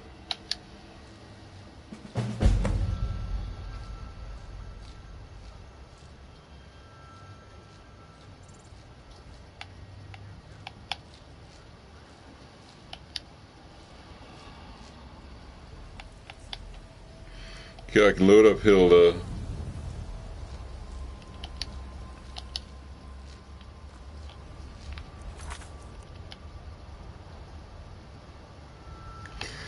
I should find out more about Hilda. Is a bed here?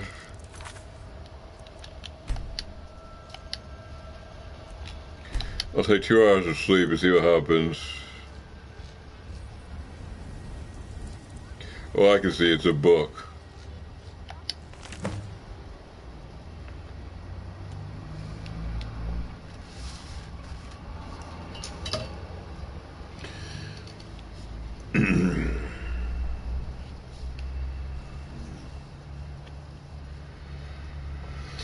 Came into town a few days ago looking for work. The folks here are nice enough, and there's plenty of wheat and potatoes needing to be harvested. So I've got a steady supply of corn coming in. I don't think I'm going to need my old Pat Goat Hill there for much longer. All my bones are starting to creak, and my venturing days are long over.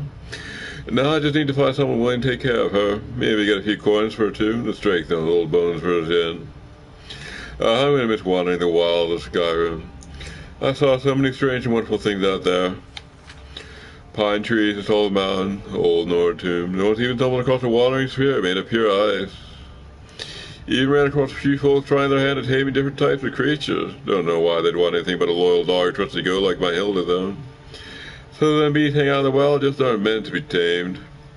Ran across an alchemist with a pet rabbit. Almost got robbed by a thief with a taming pot.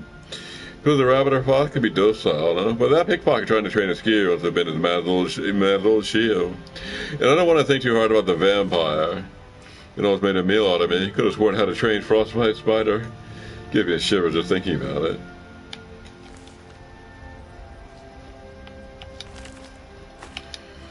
So we clearly need to collect odd trained animals.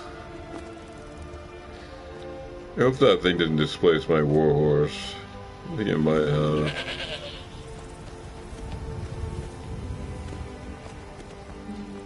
No, get out of here. Alright.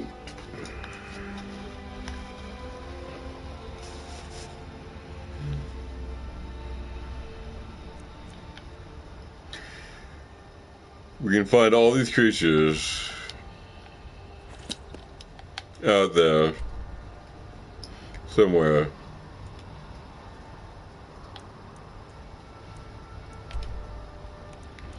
Here's a fox.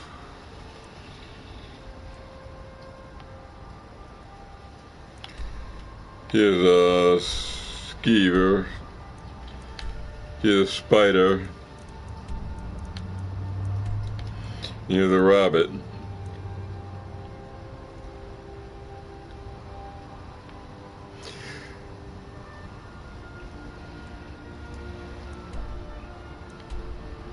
We have to go here to clean out a bandit.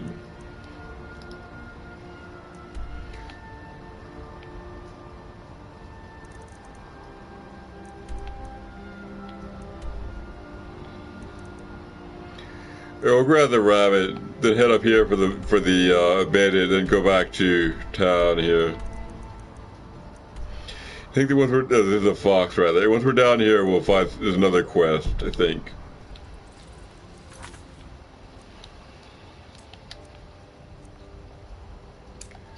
Maybe this one.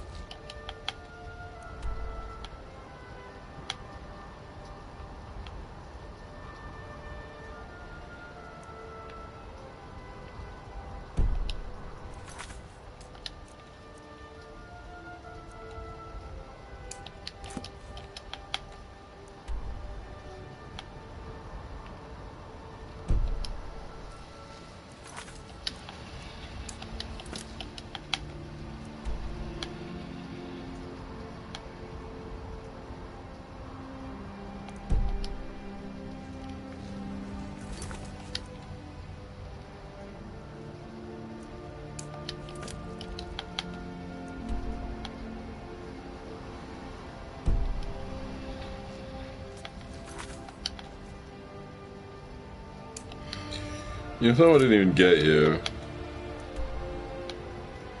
I guess it's over here. So before I go east, I'll have to go west to reforge the Golden Amulet. That was my main idea.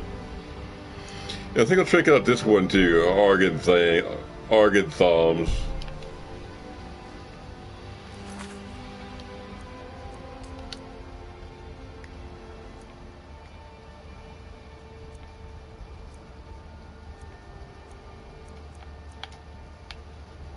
This one. Investigate the ruins of Argan Psalms. So we'll do that. We're going to go to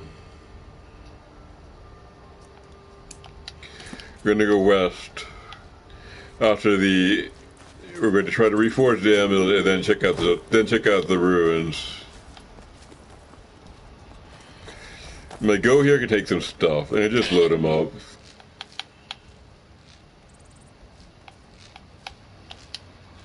Hilda.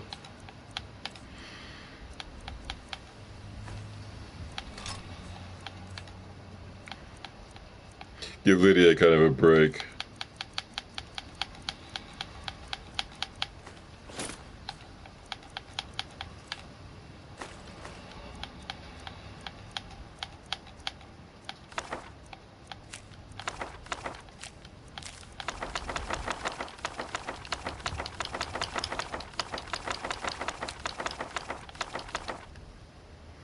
No, that's pretty good.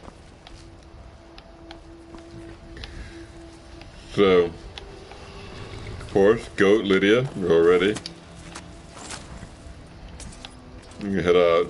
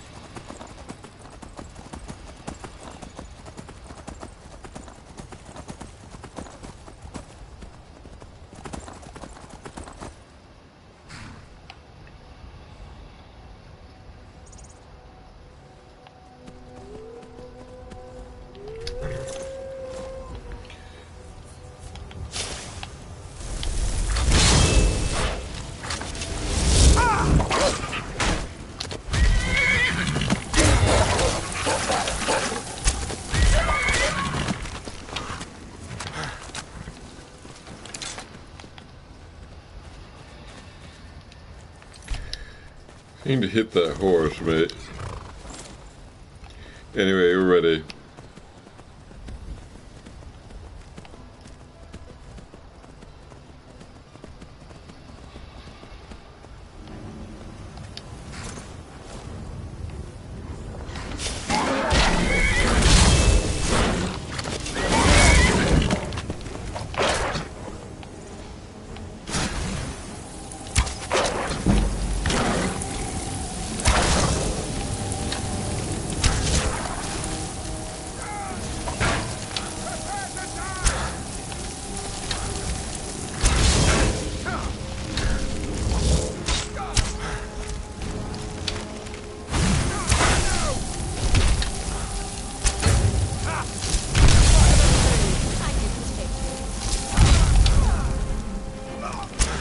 Got quite an army here.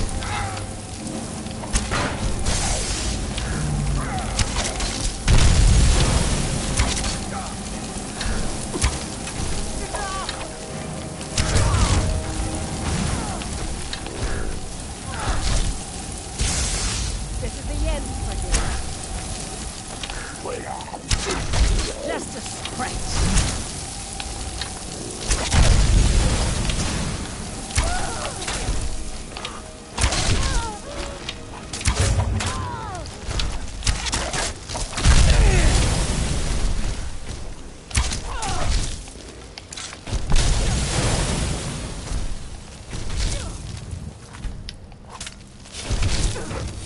It's not my god.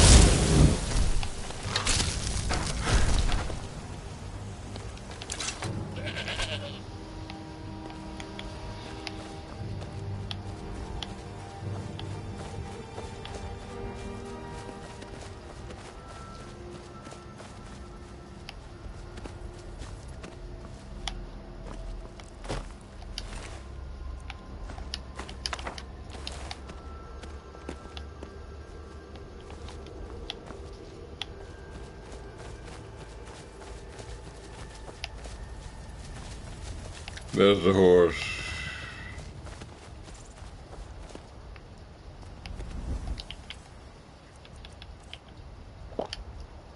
God.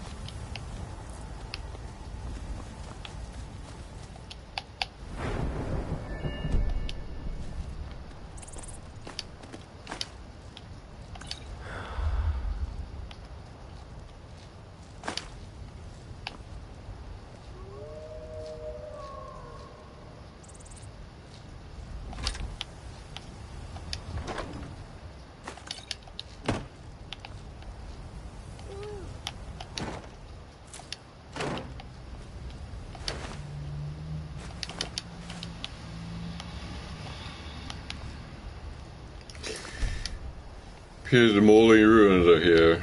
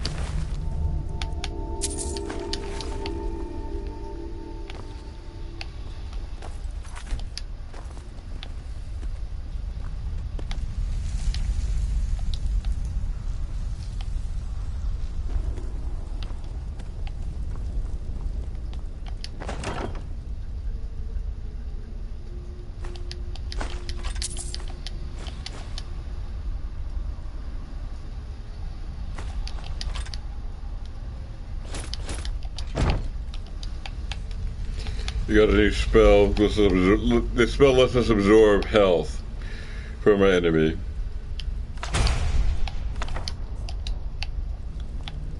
Hangman's noose.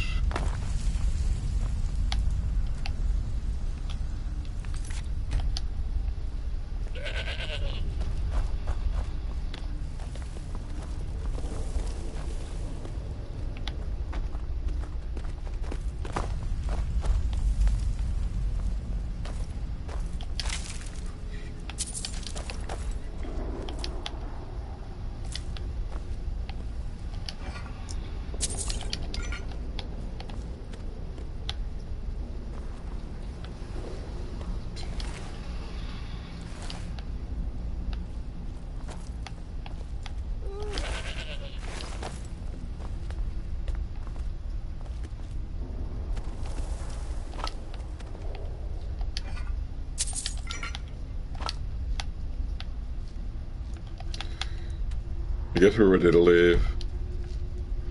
We'll just head out.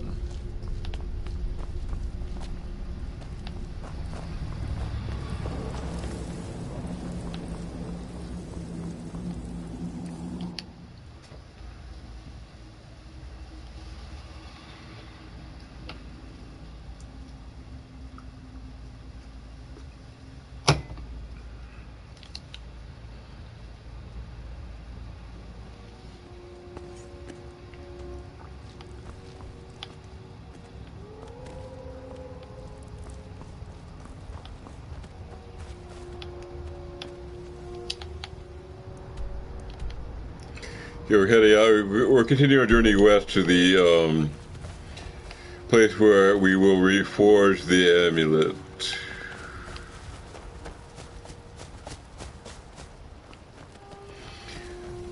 Valiant Steed is out here, refreshing himself. So.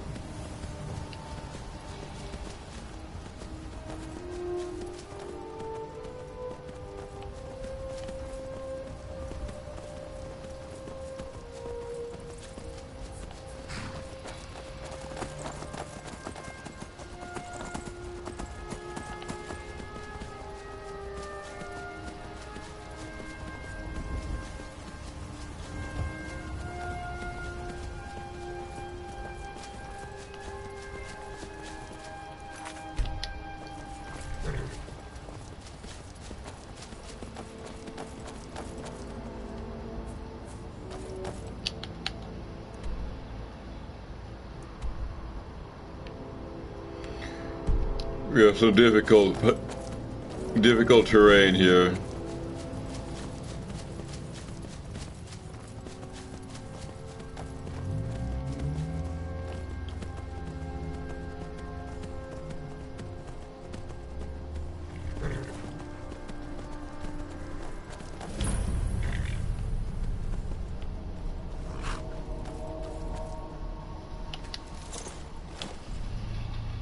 Whoa there! I don't know where you're going, but stay out of that mine. It isn't safe. The mine isn't safe? Why? We tunneled into an old Nordic crypt. The whole place is crawling with Draugr. We're not mining up any ore with those undead around, so I wouldn't go down there if I were you.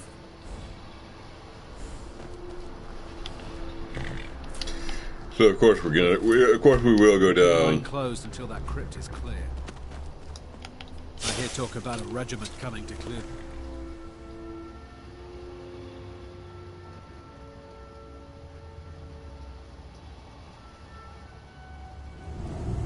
There's still plenty of ore left in that mine. What a waste.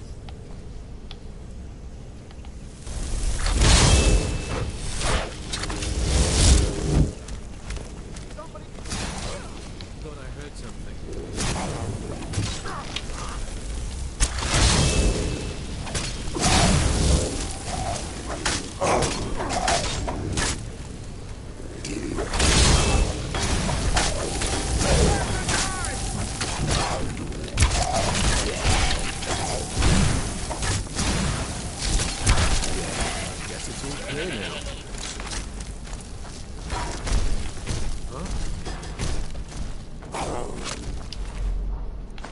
Damn you!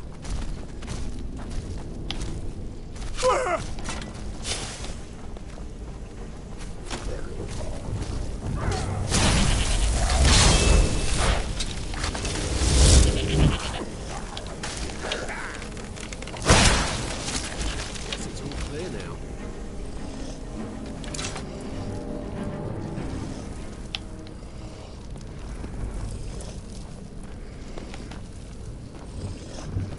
Watch what you're doing.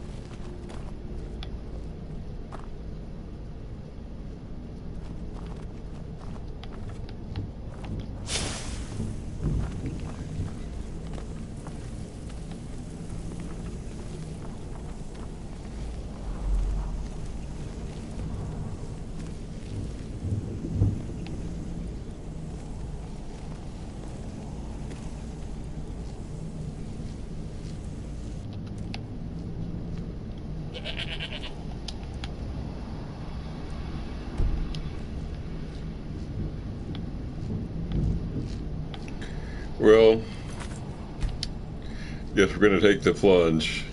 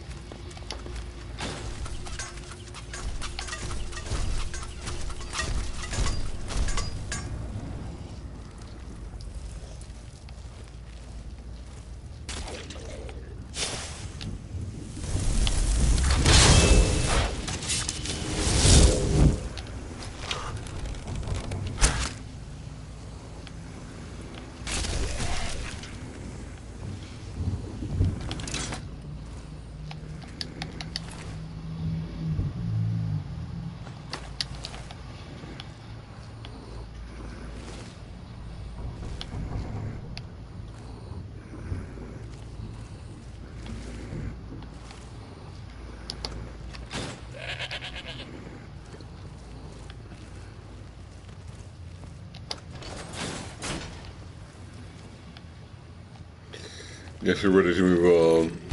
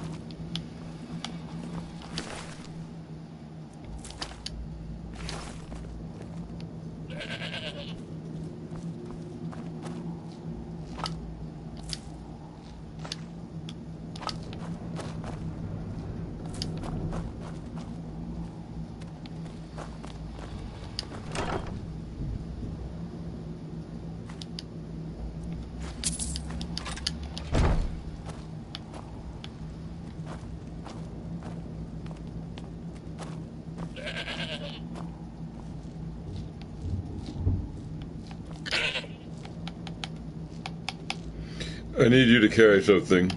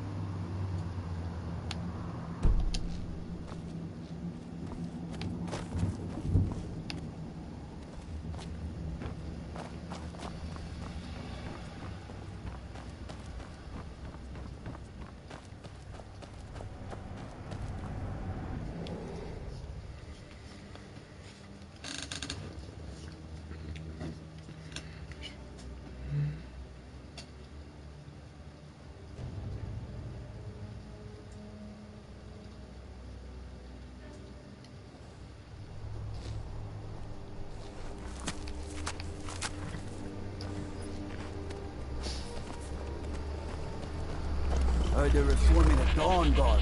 What is it, Elf?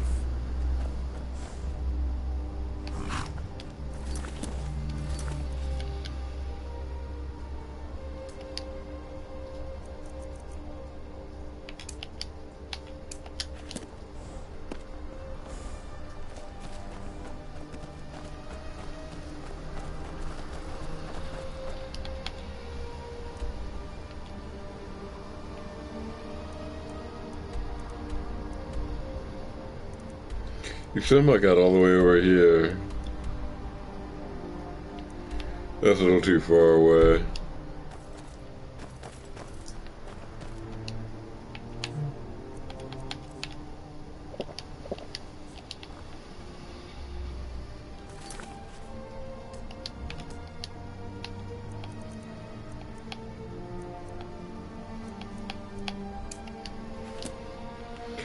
Okay, we're going back to in search of the Galder amulet.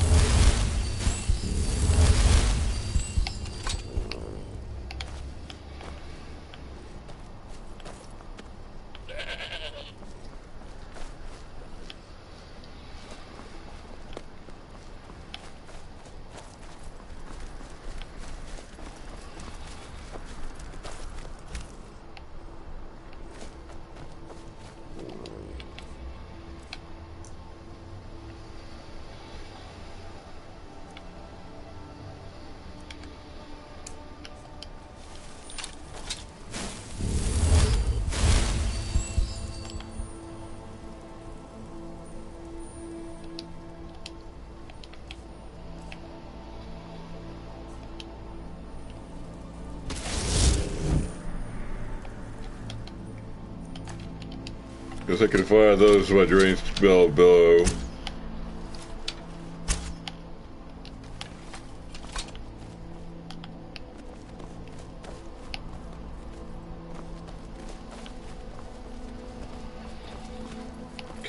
Now I have to find my horse. Just disappeared.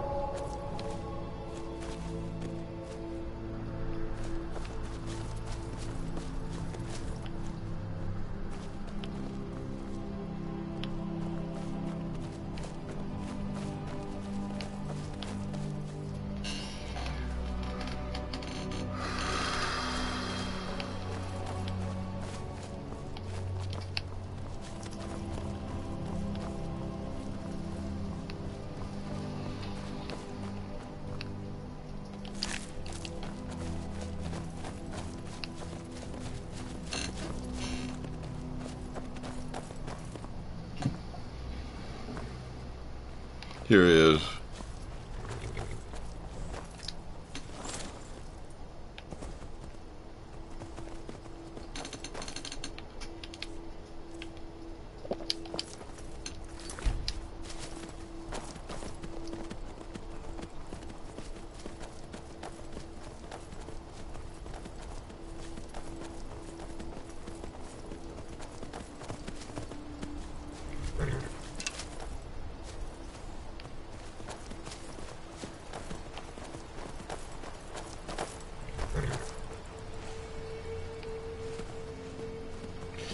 I think you're going to avoid side quests, just try to get straight to your destination.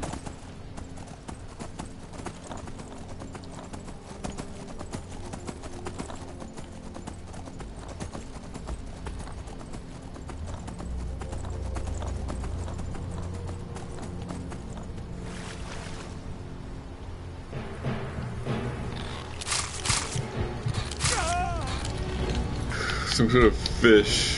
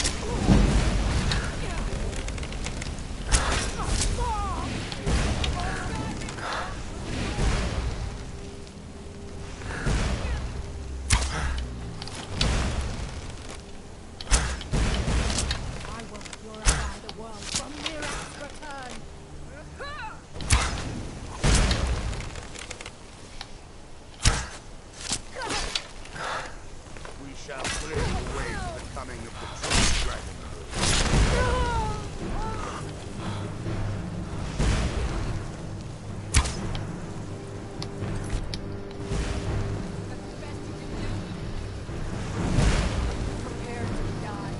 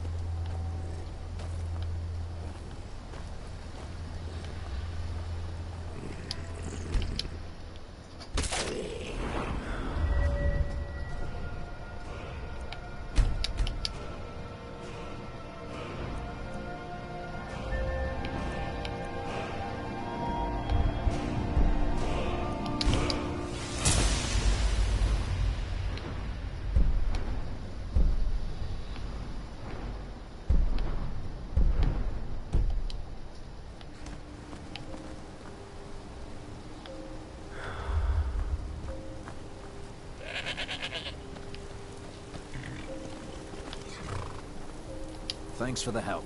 Not many willing to take on the Forsworn these days.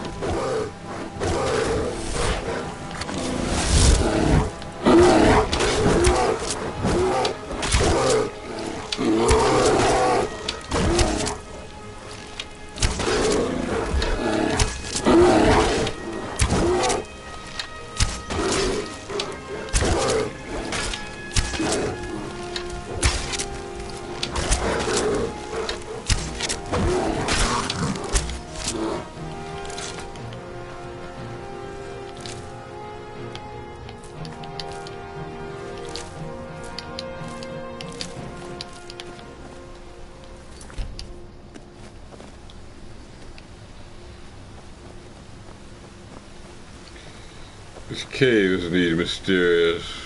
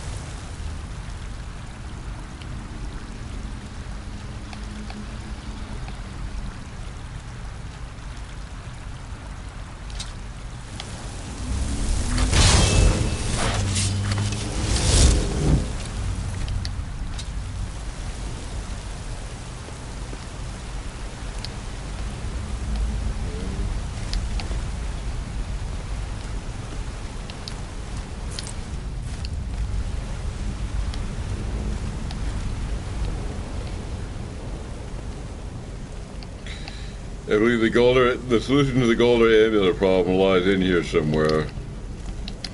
We're going to reforge this, no doubt, making it into an object of great power.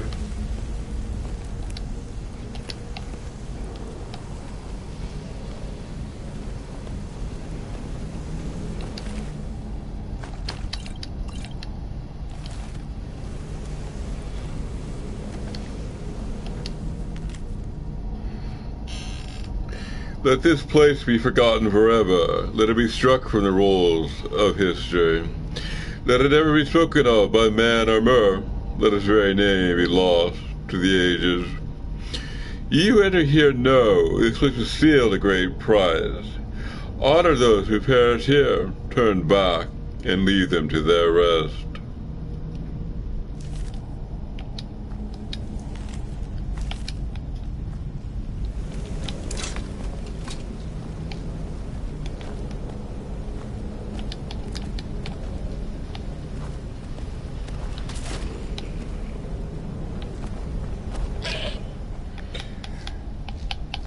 I need you to carry something.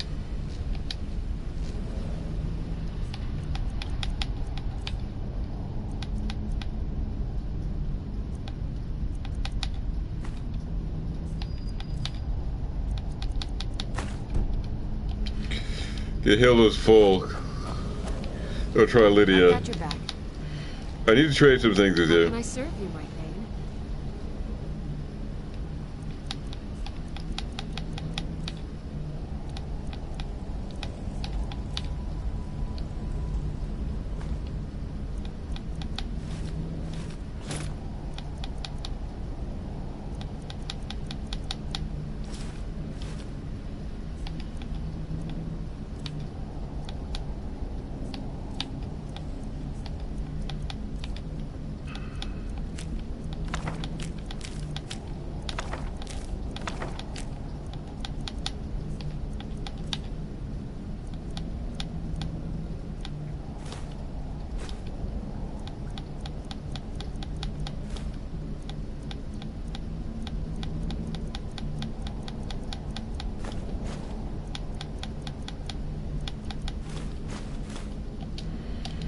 Let's get going then.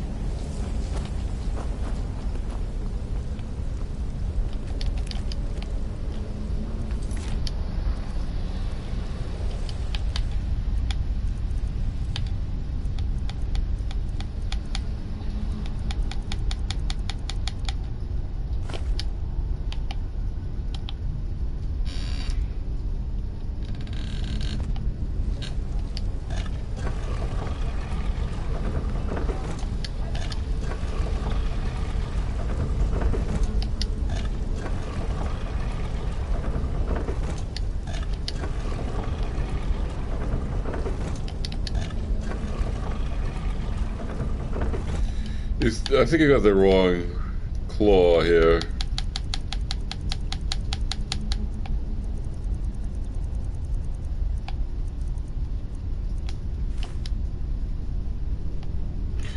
I'll try this one.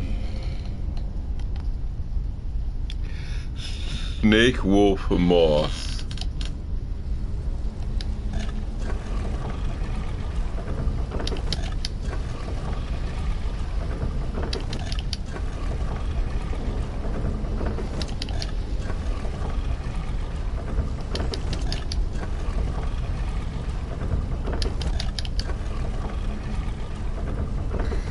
I guess that's not right either.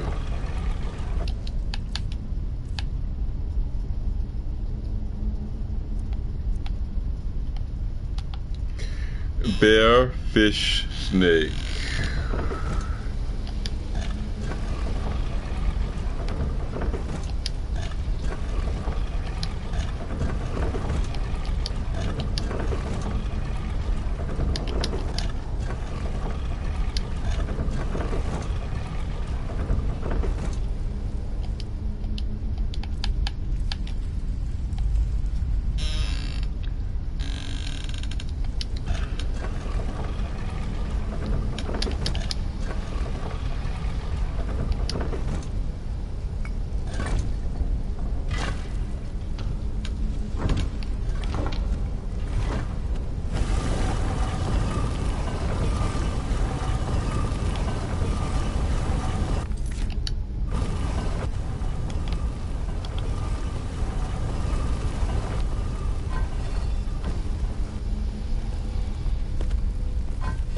I've got a bad feeling about this.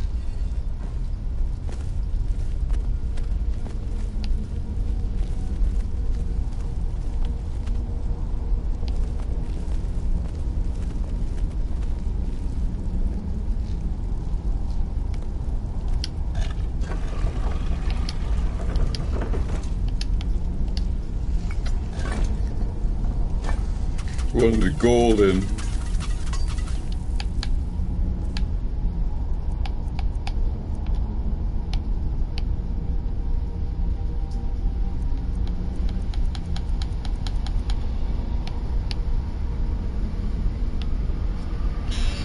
Bird, dragon.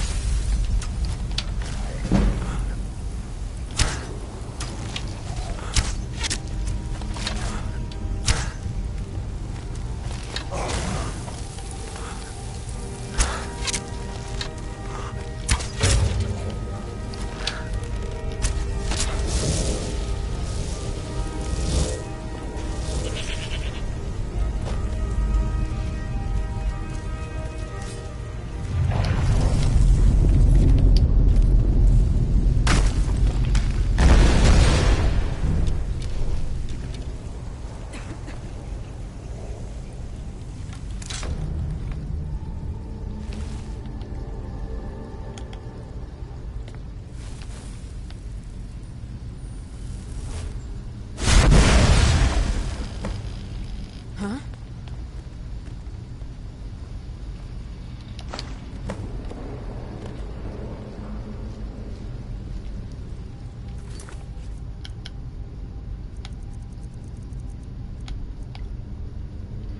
Oh, I completed this quest.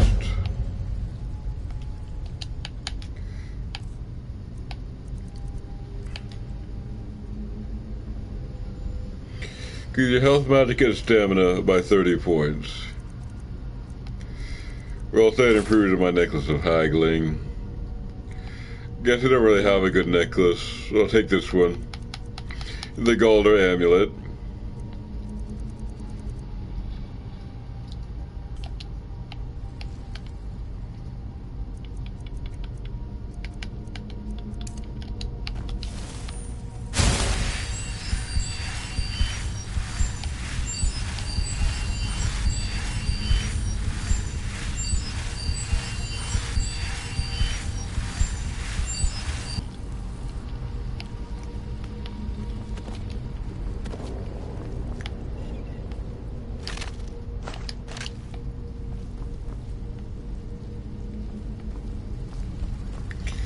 Guess we're ready to head back.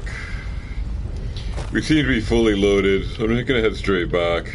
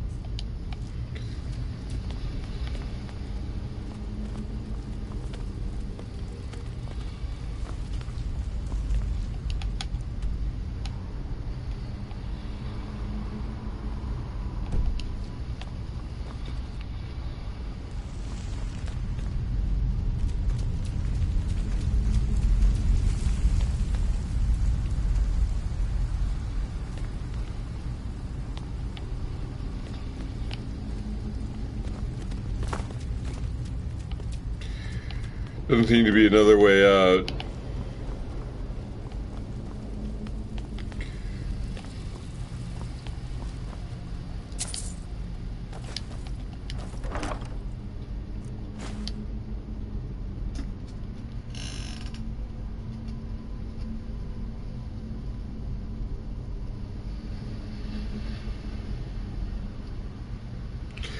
Spell Tome, Fenric's Welcome. Caster becomes invisible and can open lock with level expert and below for 5 seconds. Activating an object or attacking will break the spell.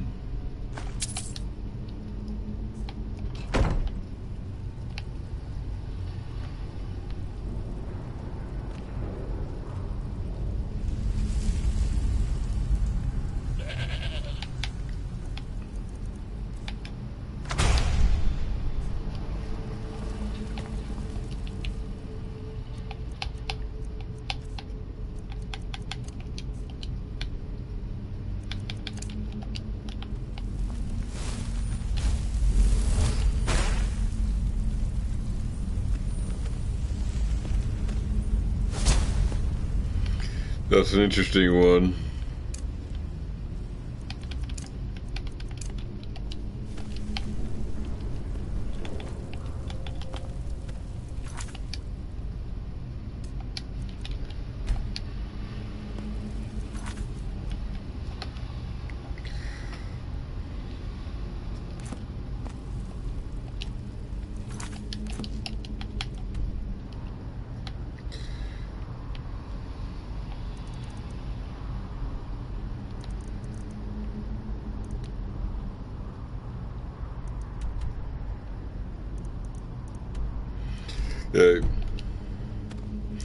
We're gonna wait for the tamed fox.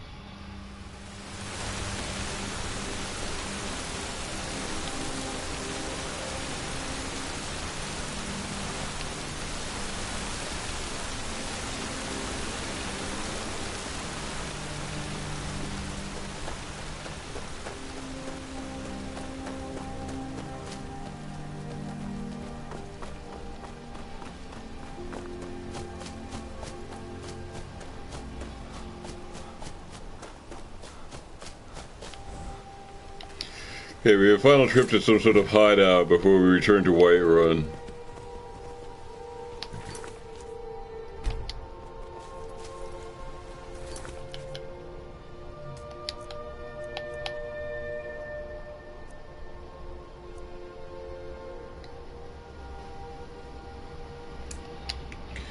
I think it's the Solomon's camp here. This guy. We clear this thing out, head to Whiterun.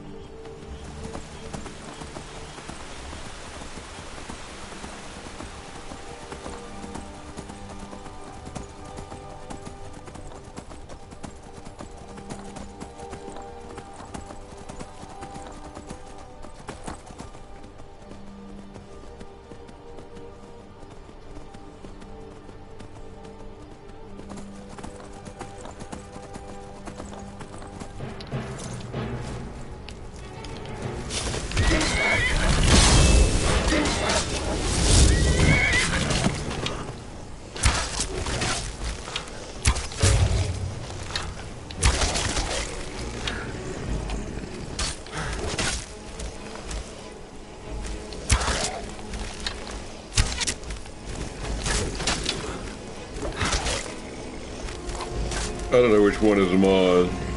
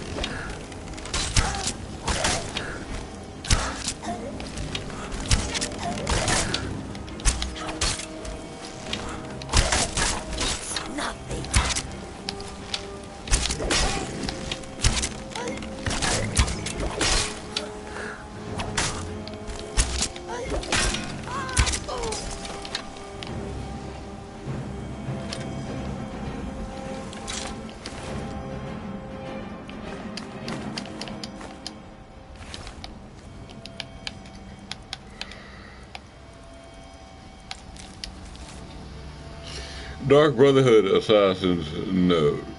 As instructed, you are to eliminate Osiris by any means necessary. The Black Sacrament has been performed. Somebody wants this poor fool dead. We've already received payment for the contract. Failure, not an option. Astrid.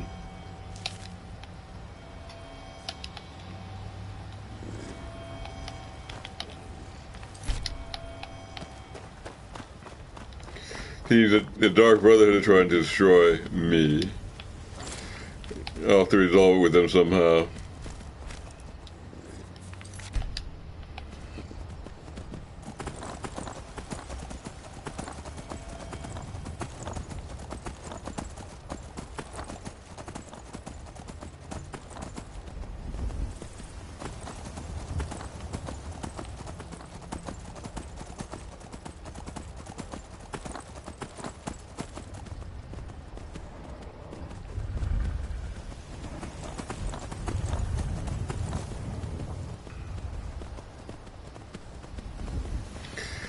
There's a bandit leader here I need to kill. Okay, the people who tried to poison the Jarl have been traced here.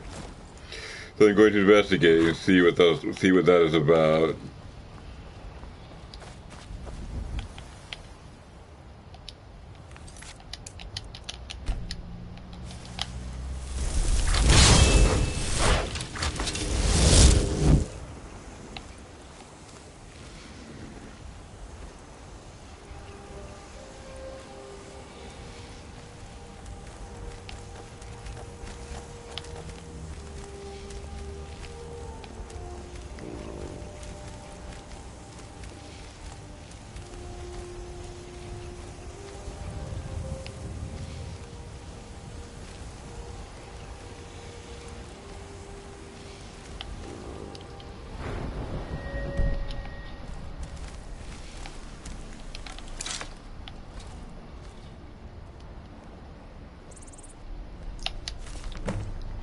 My goat needs to be milked.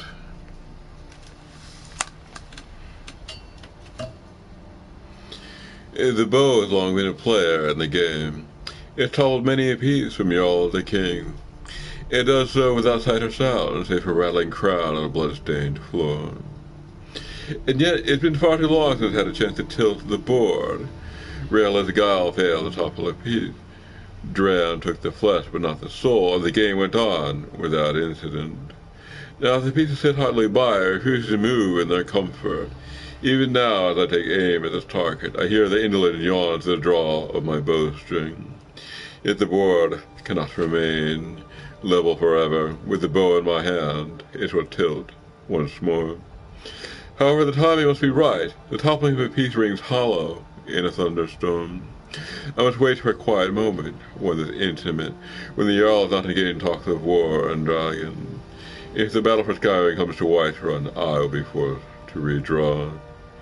But there will come a time when he sits idly by in the Grand Hall, unbothered by the world. In that moment, when the Jarl has a chance to finally breathe, I'll sneak my way to the upper floors and make sure that breath is his last. And when I take my leave cloaked in her shadow, all they will hear is a rattle.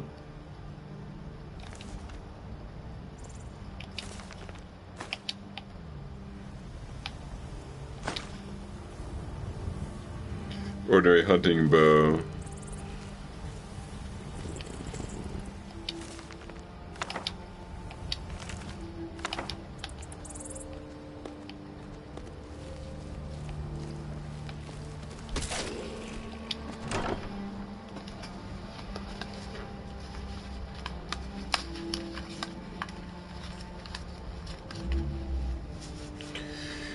The current bow,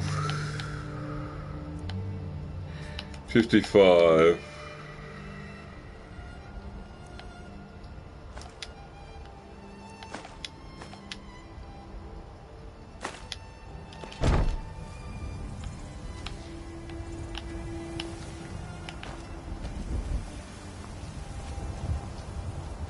I've got your back. I need to trade some things with you. How can I serve you, my king?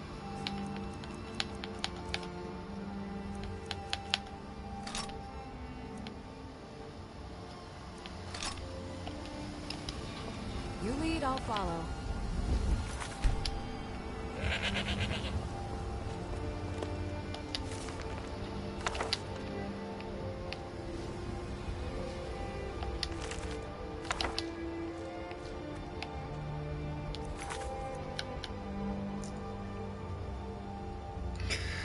Now I need to find the assassin on the upper floor of Dragon's Reach when Jarl is unoccupied.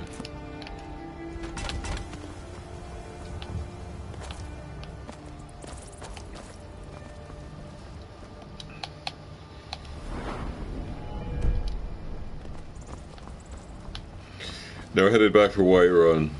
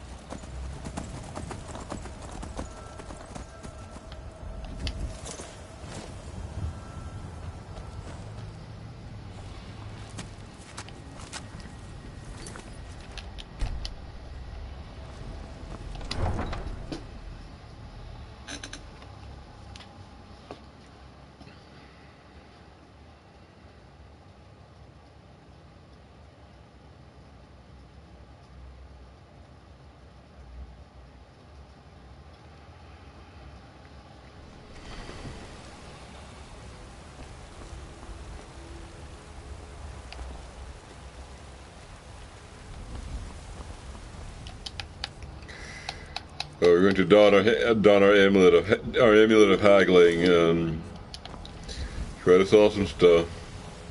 I'm right behind you. I need to trade some things with you. I am at your command.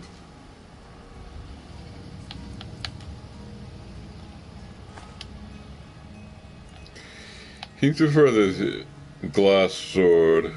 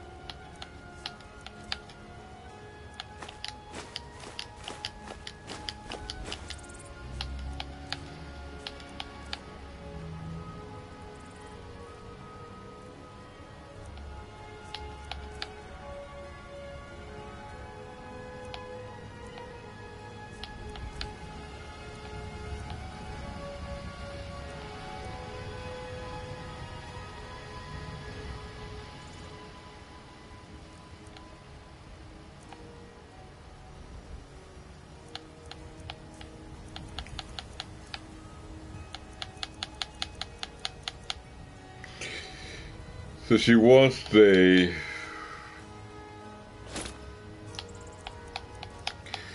necklace that supports what she does, which is attack with one hand with the glass sword.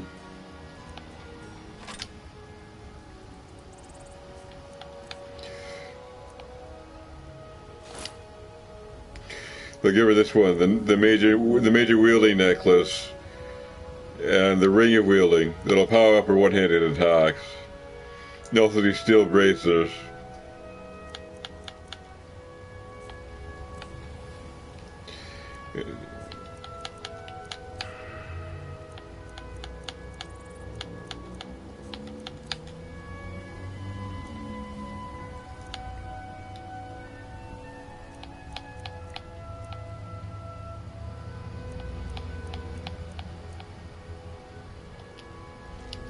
Lead on.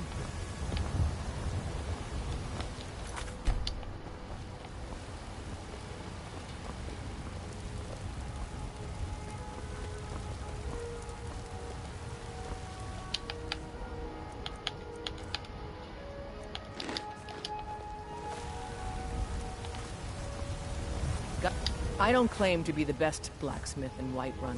Jorland Greymane's got that on me. Man's steel is legendary. All I ask is a fair chance. What have you got for sale? Blades, helmets, pretty much anything to suit your needs.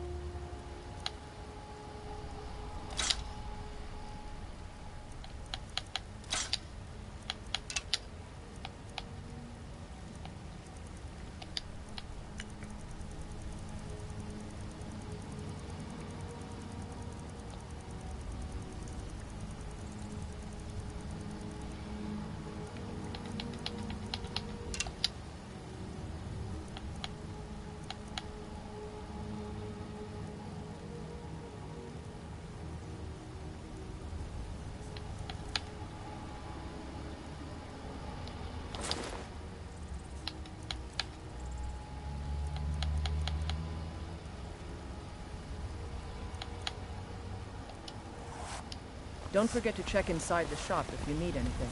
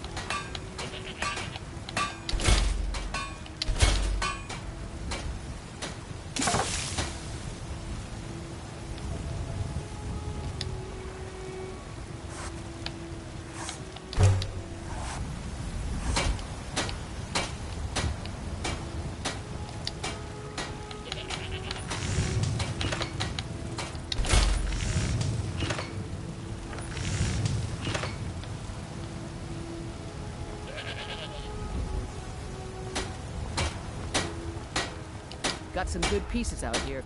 Looking to protect yourself? Or deal some damage.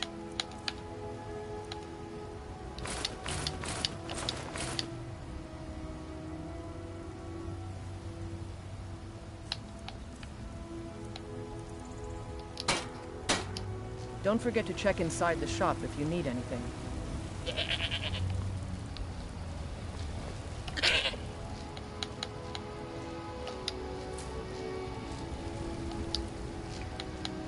I managed to milk her.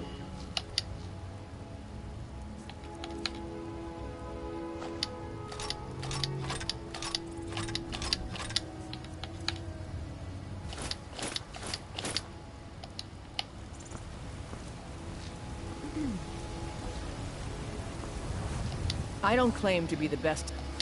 Blades, helmets, pretty much anything to suit your needs.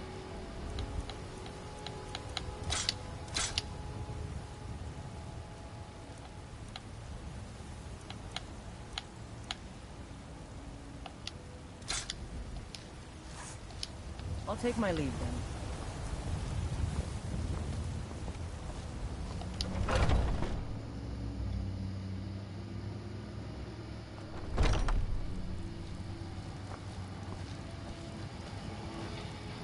Welcome to War Maidens. Now don't let the name worry you. We got plenty of steel for fighting men.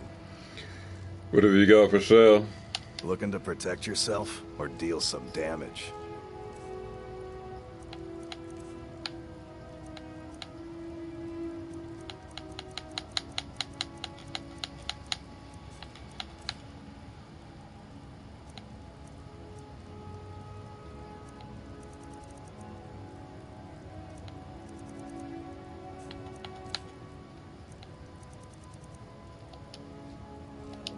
Good doing business with you.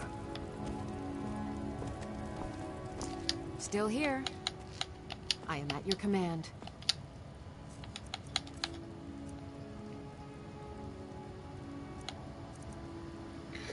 Yeah, I'm gonna leave her with these dwarven boots. Though I could trade them for boots that improve her stamina. Let's get going then. We've got the finest weapons and armor.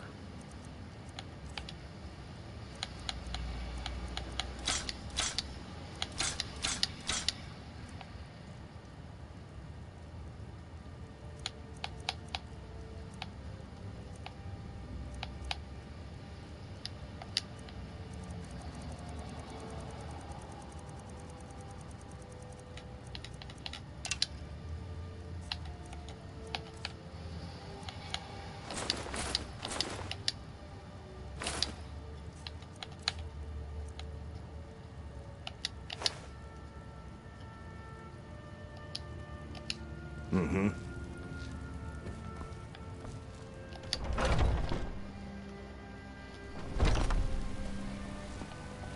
I work for Bellathor at the general goods store. What are you looking at? I'm not afraid. Boys, girls, dogs, elders. There's nobody I won't fight.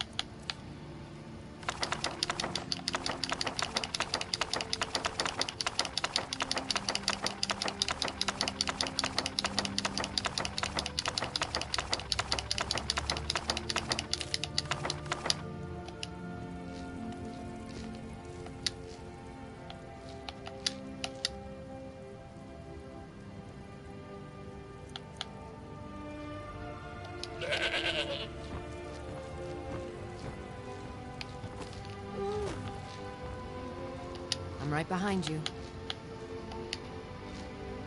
I am at your command.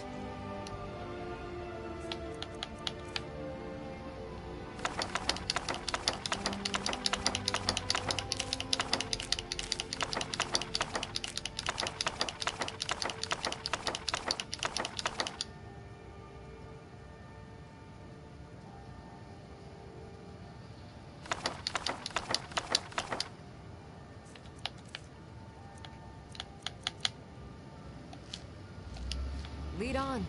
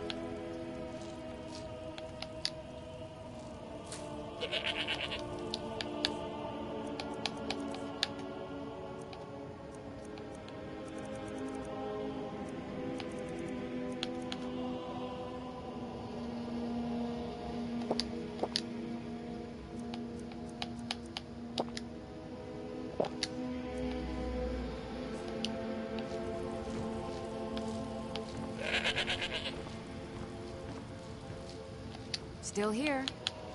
How can I serve you, my thane?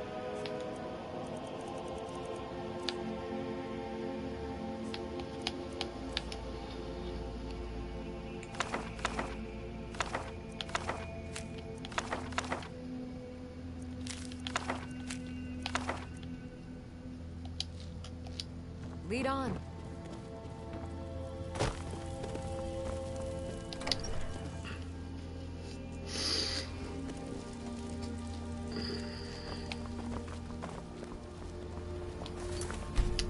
What are you looking at? I'm not afraid of you. No. Even if you are my element. Let me know if you see anything you like. Everything's for sale, my friend. Everything. If I had a sister, I'd sell her in a second. What have you got for sale? Take a look.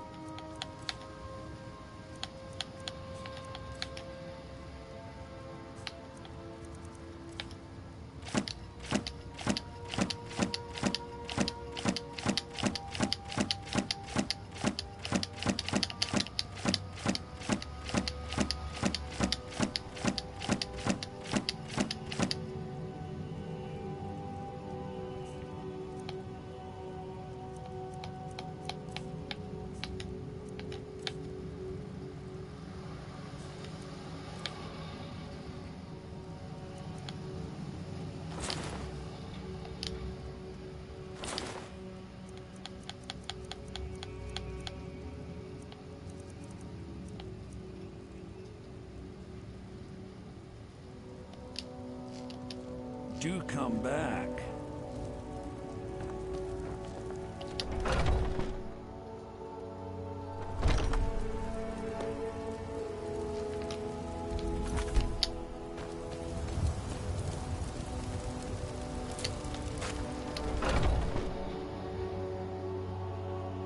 Let me know if you see anything you like.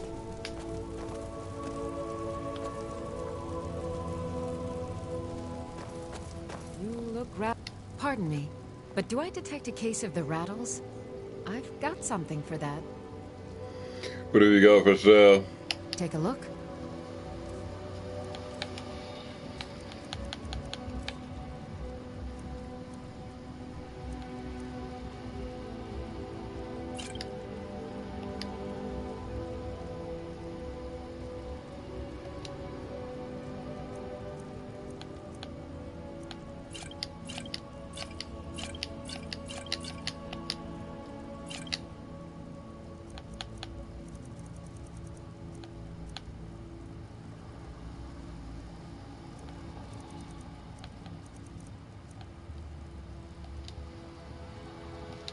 Come back anytime if you need a remedy.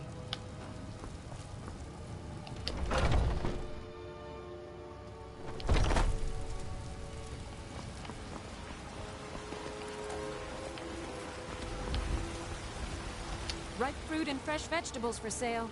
Straight from the fields and orchards of Whiterun to your table. What have you got for sale?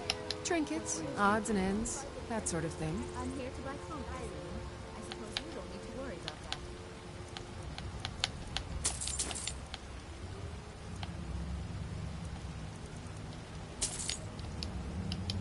Remember, fresh fruit and vegetables every day. Finest cuts, fresh from the... Some may call this junk. Me, I call them treasures.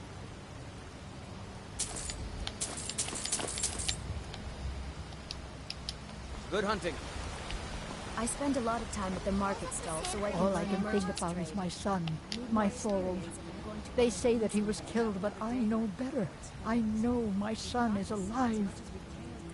Those Battle-born, they're in with the Imperials. They know it too, and yet they lie to my very face. How can you be sure your son is alive? I just know it. I can feel it in my heart. You have to believe me. Please visit me at my home. I can tell you the whole story. Please, let's speak privately.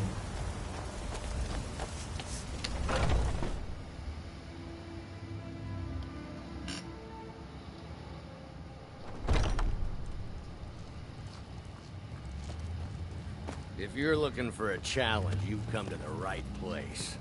If it's work you need, how about take a look? Today's come and gone, for the age of aggression is just about done.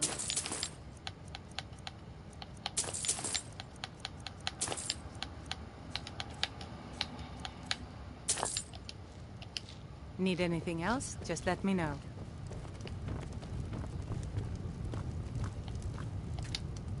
We'll drive out the storm cloaks and restore what we own. Our blood and our steel, we will take back our home. Down with Ephraim, the killer of kings. On the day of your death, we will drink and we'll sing. We're the children of Skyrim, and we fight all our lives.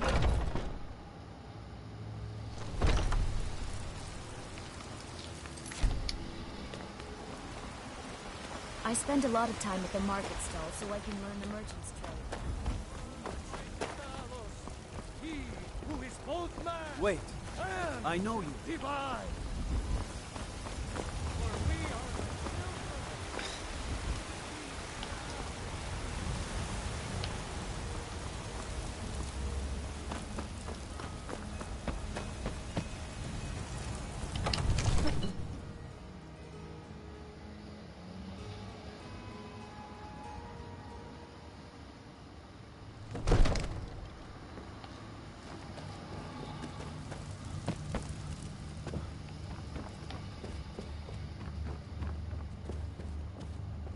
It seems this damnable conflict has claimed everyone's passions of late. Me, I prefer my books and my spells. What have you got for sale? Take a look.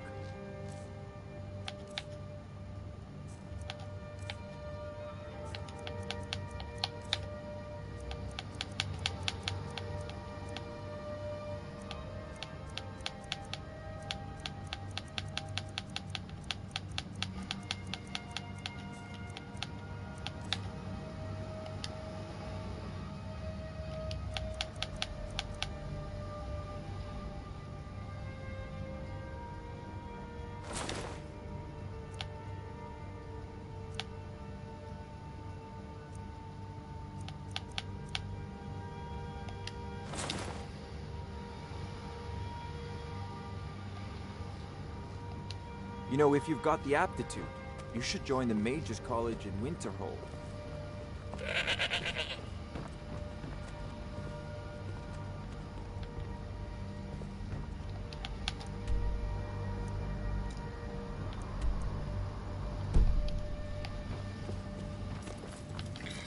The assassins somehow parked up here targeting the Jarl. I'm gonna try to find her.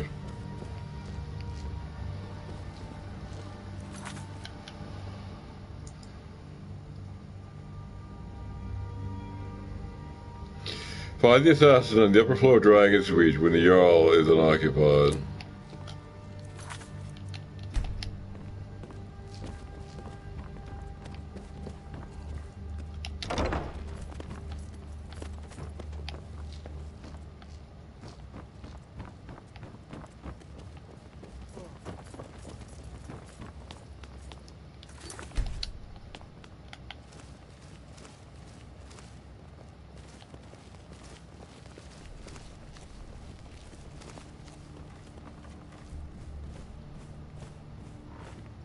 What was that? Why are they hurting me?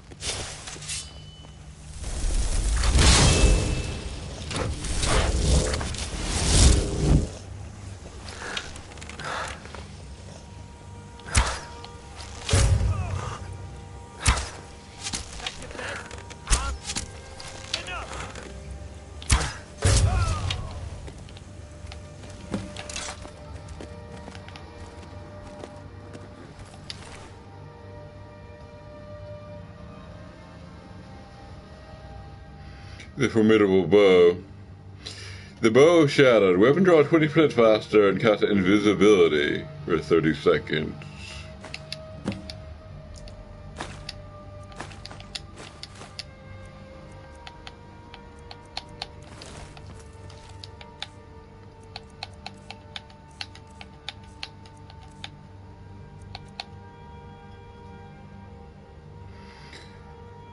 Apparently, it doesn't use up charges.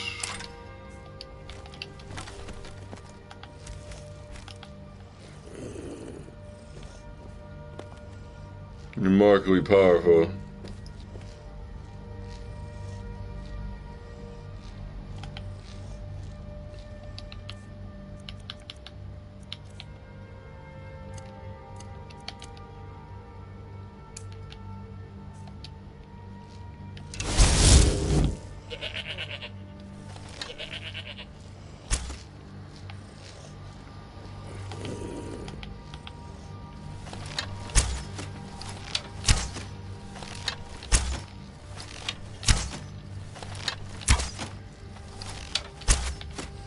I'm gonna make this one my bow.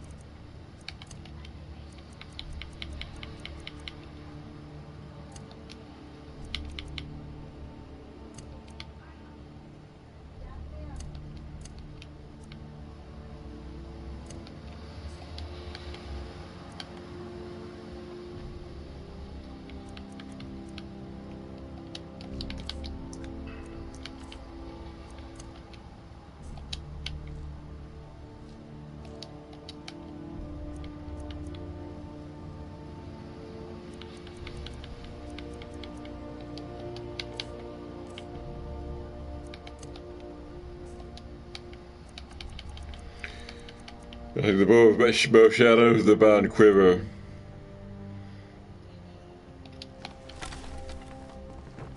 When I draw it, I turn invisible, remarkably enough. Just give me plenty of time to inflict some mayhem.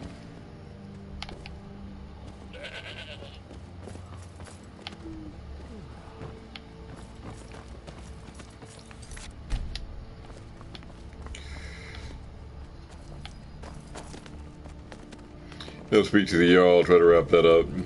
Father says I'm too young to Or rather, the steward. so I practice with my fists. I serve Jarl Balgruuf as steward. I found the assassin and took care of him.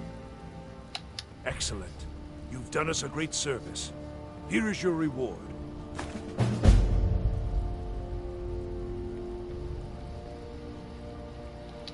Enjoy your visit to Dragon's Reach.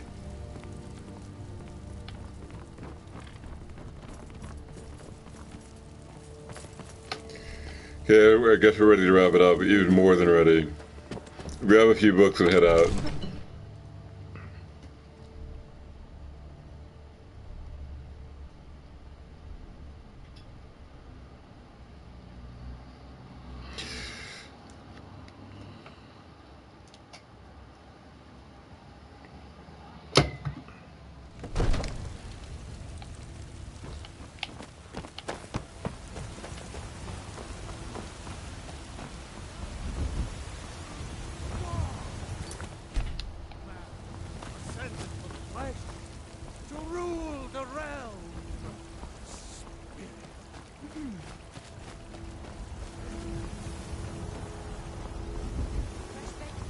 Do you get to the Cloud District very often? Oh, what am I saying? Of course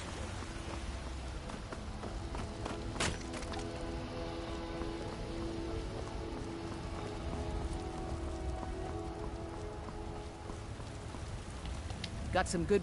Looking to protect yourself? Or deal some damage? Don't forget to check inside the shop if you need anything.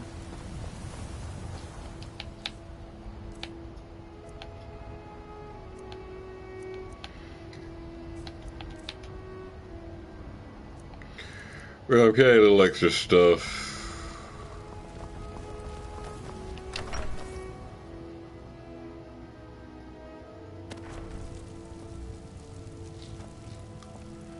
We didn't manage to sell everything. How can I serve you, my Thane?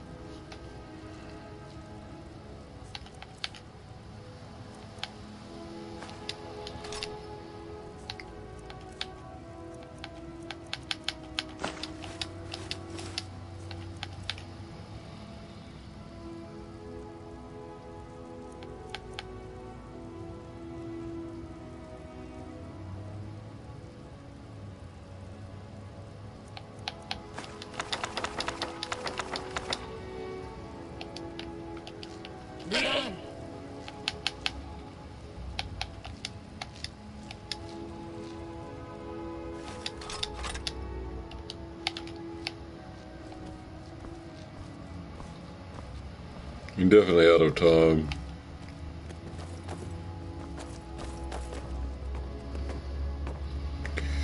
I'm not gonna try to sell this stuff. There's no time. Just gonna dump it.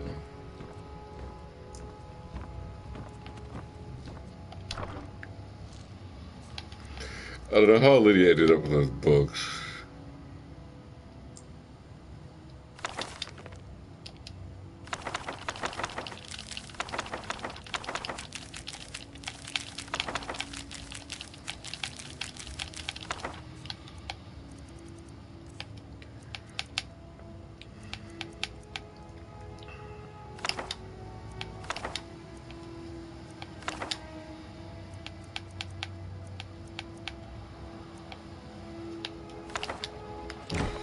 I think that's 4.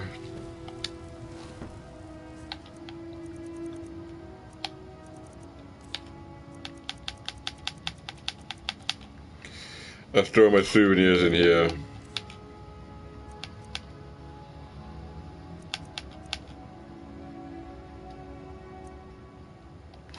And quest objects. This is just going to be treasure.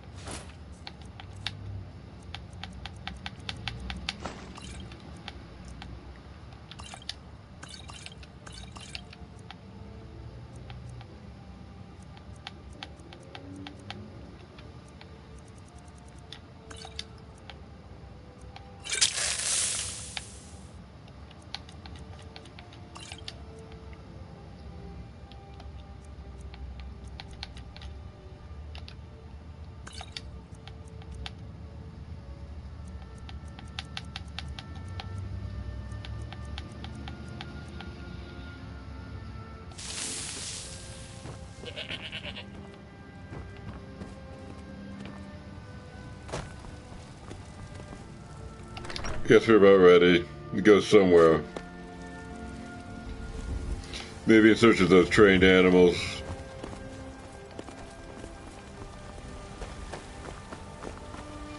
Wait, I know you.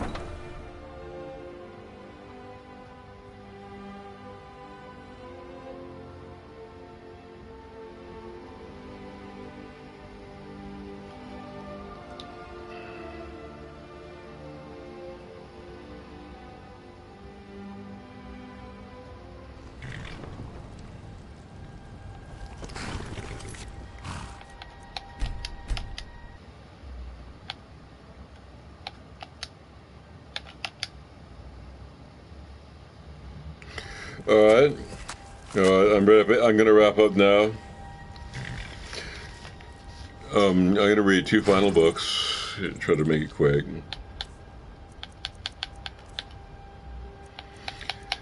A Gentleman's Guide to Whiterun. By Mikhail the Bard. Welcome, good sir, to this indispensable guide. Within these pages, I, your author and guide, will describe to you the great city of Whiterun, the jewel of the north. Whiterun offers numerous diversions of the man in search of adventure, fortune, and companionship, whether for a night or for a lifetime. The city is graced with not one but 2 worthy taverns, and there are mages and wenches aplenty. The city is located rather centrally in Skyrim, and this is well, but is not far from anywhere. Perched high up on a rocky hill, Whiterun dominates the grassy plains that surround it. High wooden walls protect its denizens from the wolves, mammoths, bandits, and other dangers lurking beyond. When you first enter through the city's main gate, you'll find yourself in the Plains District. This is so named because of the lowest of the city's 3 neighborhoods. But there can be found the Bannered Mare, or Dichotom, one of the finest habits in all Skyrim. The scenery within is quite compelling if you have an eye for the fair sex. A stout lad named Hulda attends the bar. Don't let that sturdy Nord exterior fool you, for he's dressed with that same fiery passion that all Nord women try so hard to conceal. Sadie, the barmaid, is an exotic red-guard beauty. She's quite mysterious, and your humble author is determined to learn her secrets. Outside the Bannered Mare is a modest marketplace, and here's where I found true love. They'll never deter a fellow hunting hound from the chase, or indeed, why should I offer these tomes on the bright guide in this very matter? I must ask that you do meet this one kindness. Her name is Carlotta Valencia, and she is a magnificent beauty who makes a modest living selling bread and produce in the daylight hour. Well, I gotta make that feisty beauty mine someday. And of course, there are other services we found in the Plains District. Belthor General Goods offers various and sundry wares for the adventurous traveler. And Arcadia's Cauldron offers what tonics and herbs one would expect from an apothecary's shop. Arcadia is soft and amiable, so it allows a visitor to make conversation. She's a fellow Imperial far from home. She's, however, a bit old for my taste. The gentleman of advanced years might find in her a worthy companion. Should you need your blades sharpened, your armor hammered, ward maidens offer smithing services very near the main gate. The smith is a pretty Nord named Adrian Avenici, but she's married to a great hulking brute named Olbreth Warbear. Adrian is quite fair, but I should not find myself being introduced to the keen edge of that husband's war axe. The married ladies are your preferred sports, and but don't say that. You were warned. Near the smith is a drunken huntsman. Here some of the wealthier gentlemen gather to share both the drink and rumors of the wide world. If you were a more distinguished class of company where you sit fine wine, you'll be well at home here. The Wind District, I have little to say. Most of the buildings in the second tier of the city are rented. There's also Temple of Kinnereth and Jorveskar, the mead hall of the companion. There's some intriguing prospect you found in the mead hall. Should you favor a strong and fearless warrior woman? You have little games in Temple Harbor. The priestess, Danica Piercepring, is interested almost exclusively in spiritual matters. And last we come to the Cloud District, exclusive domain of the Jarl's Castle. I've had some merry adventures with the stone walls, Dragon's Reach, let me tell you. The servant girl was easily impressed by well-spoken Imperial. After all, the nights of Skyrim do grow quite cold if you take my meaning. And I'll not deny that I visited the town jail once or twice, can be found in lower levels of the palace. After you're all in the court, take pains to avoid them. I find they like any sense of humor or appreciation for Imperial culture, besides which they're all wealthy men and so much reviewed as your most serious competition. These Norn are simple folk, after all, and too easily swayed by such fine clothes that first will tempt them. Now, let's conclude this work by wishing you great success in your women and wives. For a moment in your revel, think of me, your humble author, and the rest I have taken to bring you this most thorough report of all things of interest to the discerning gentleman in the grand city of Whiterun. I would not lie and say that it was all hardship. After all, who could want to sleep alone in such a cold, hard land as this? Not I.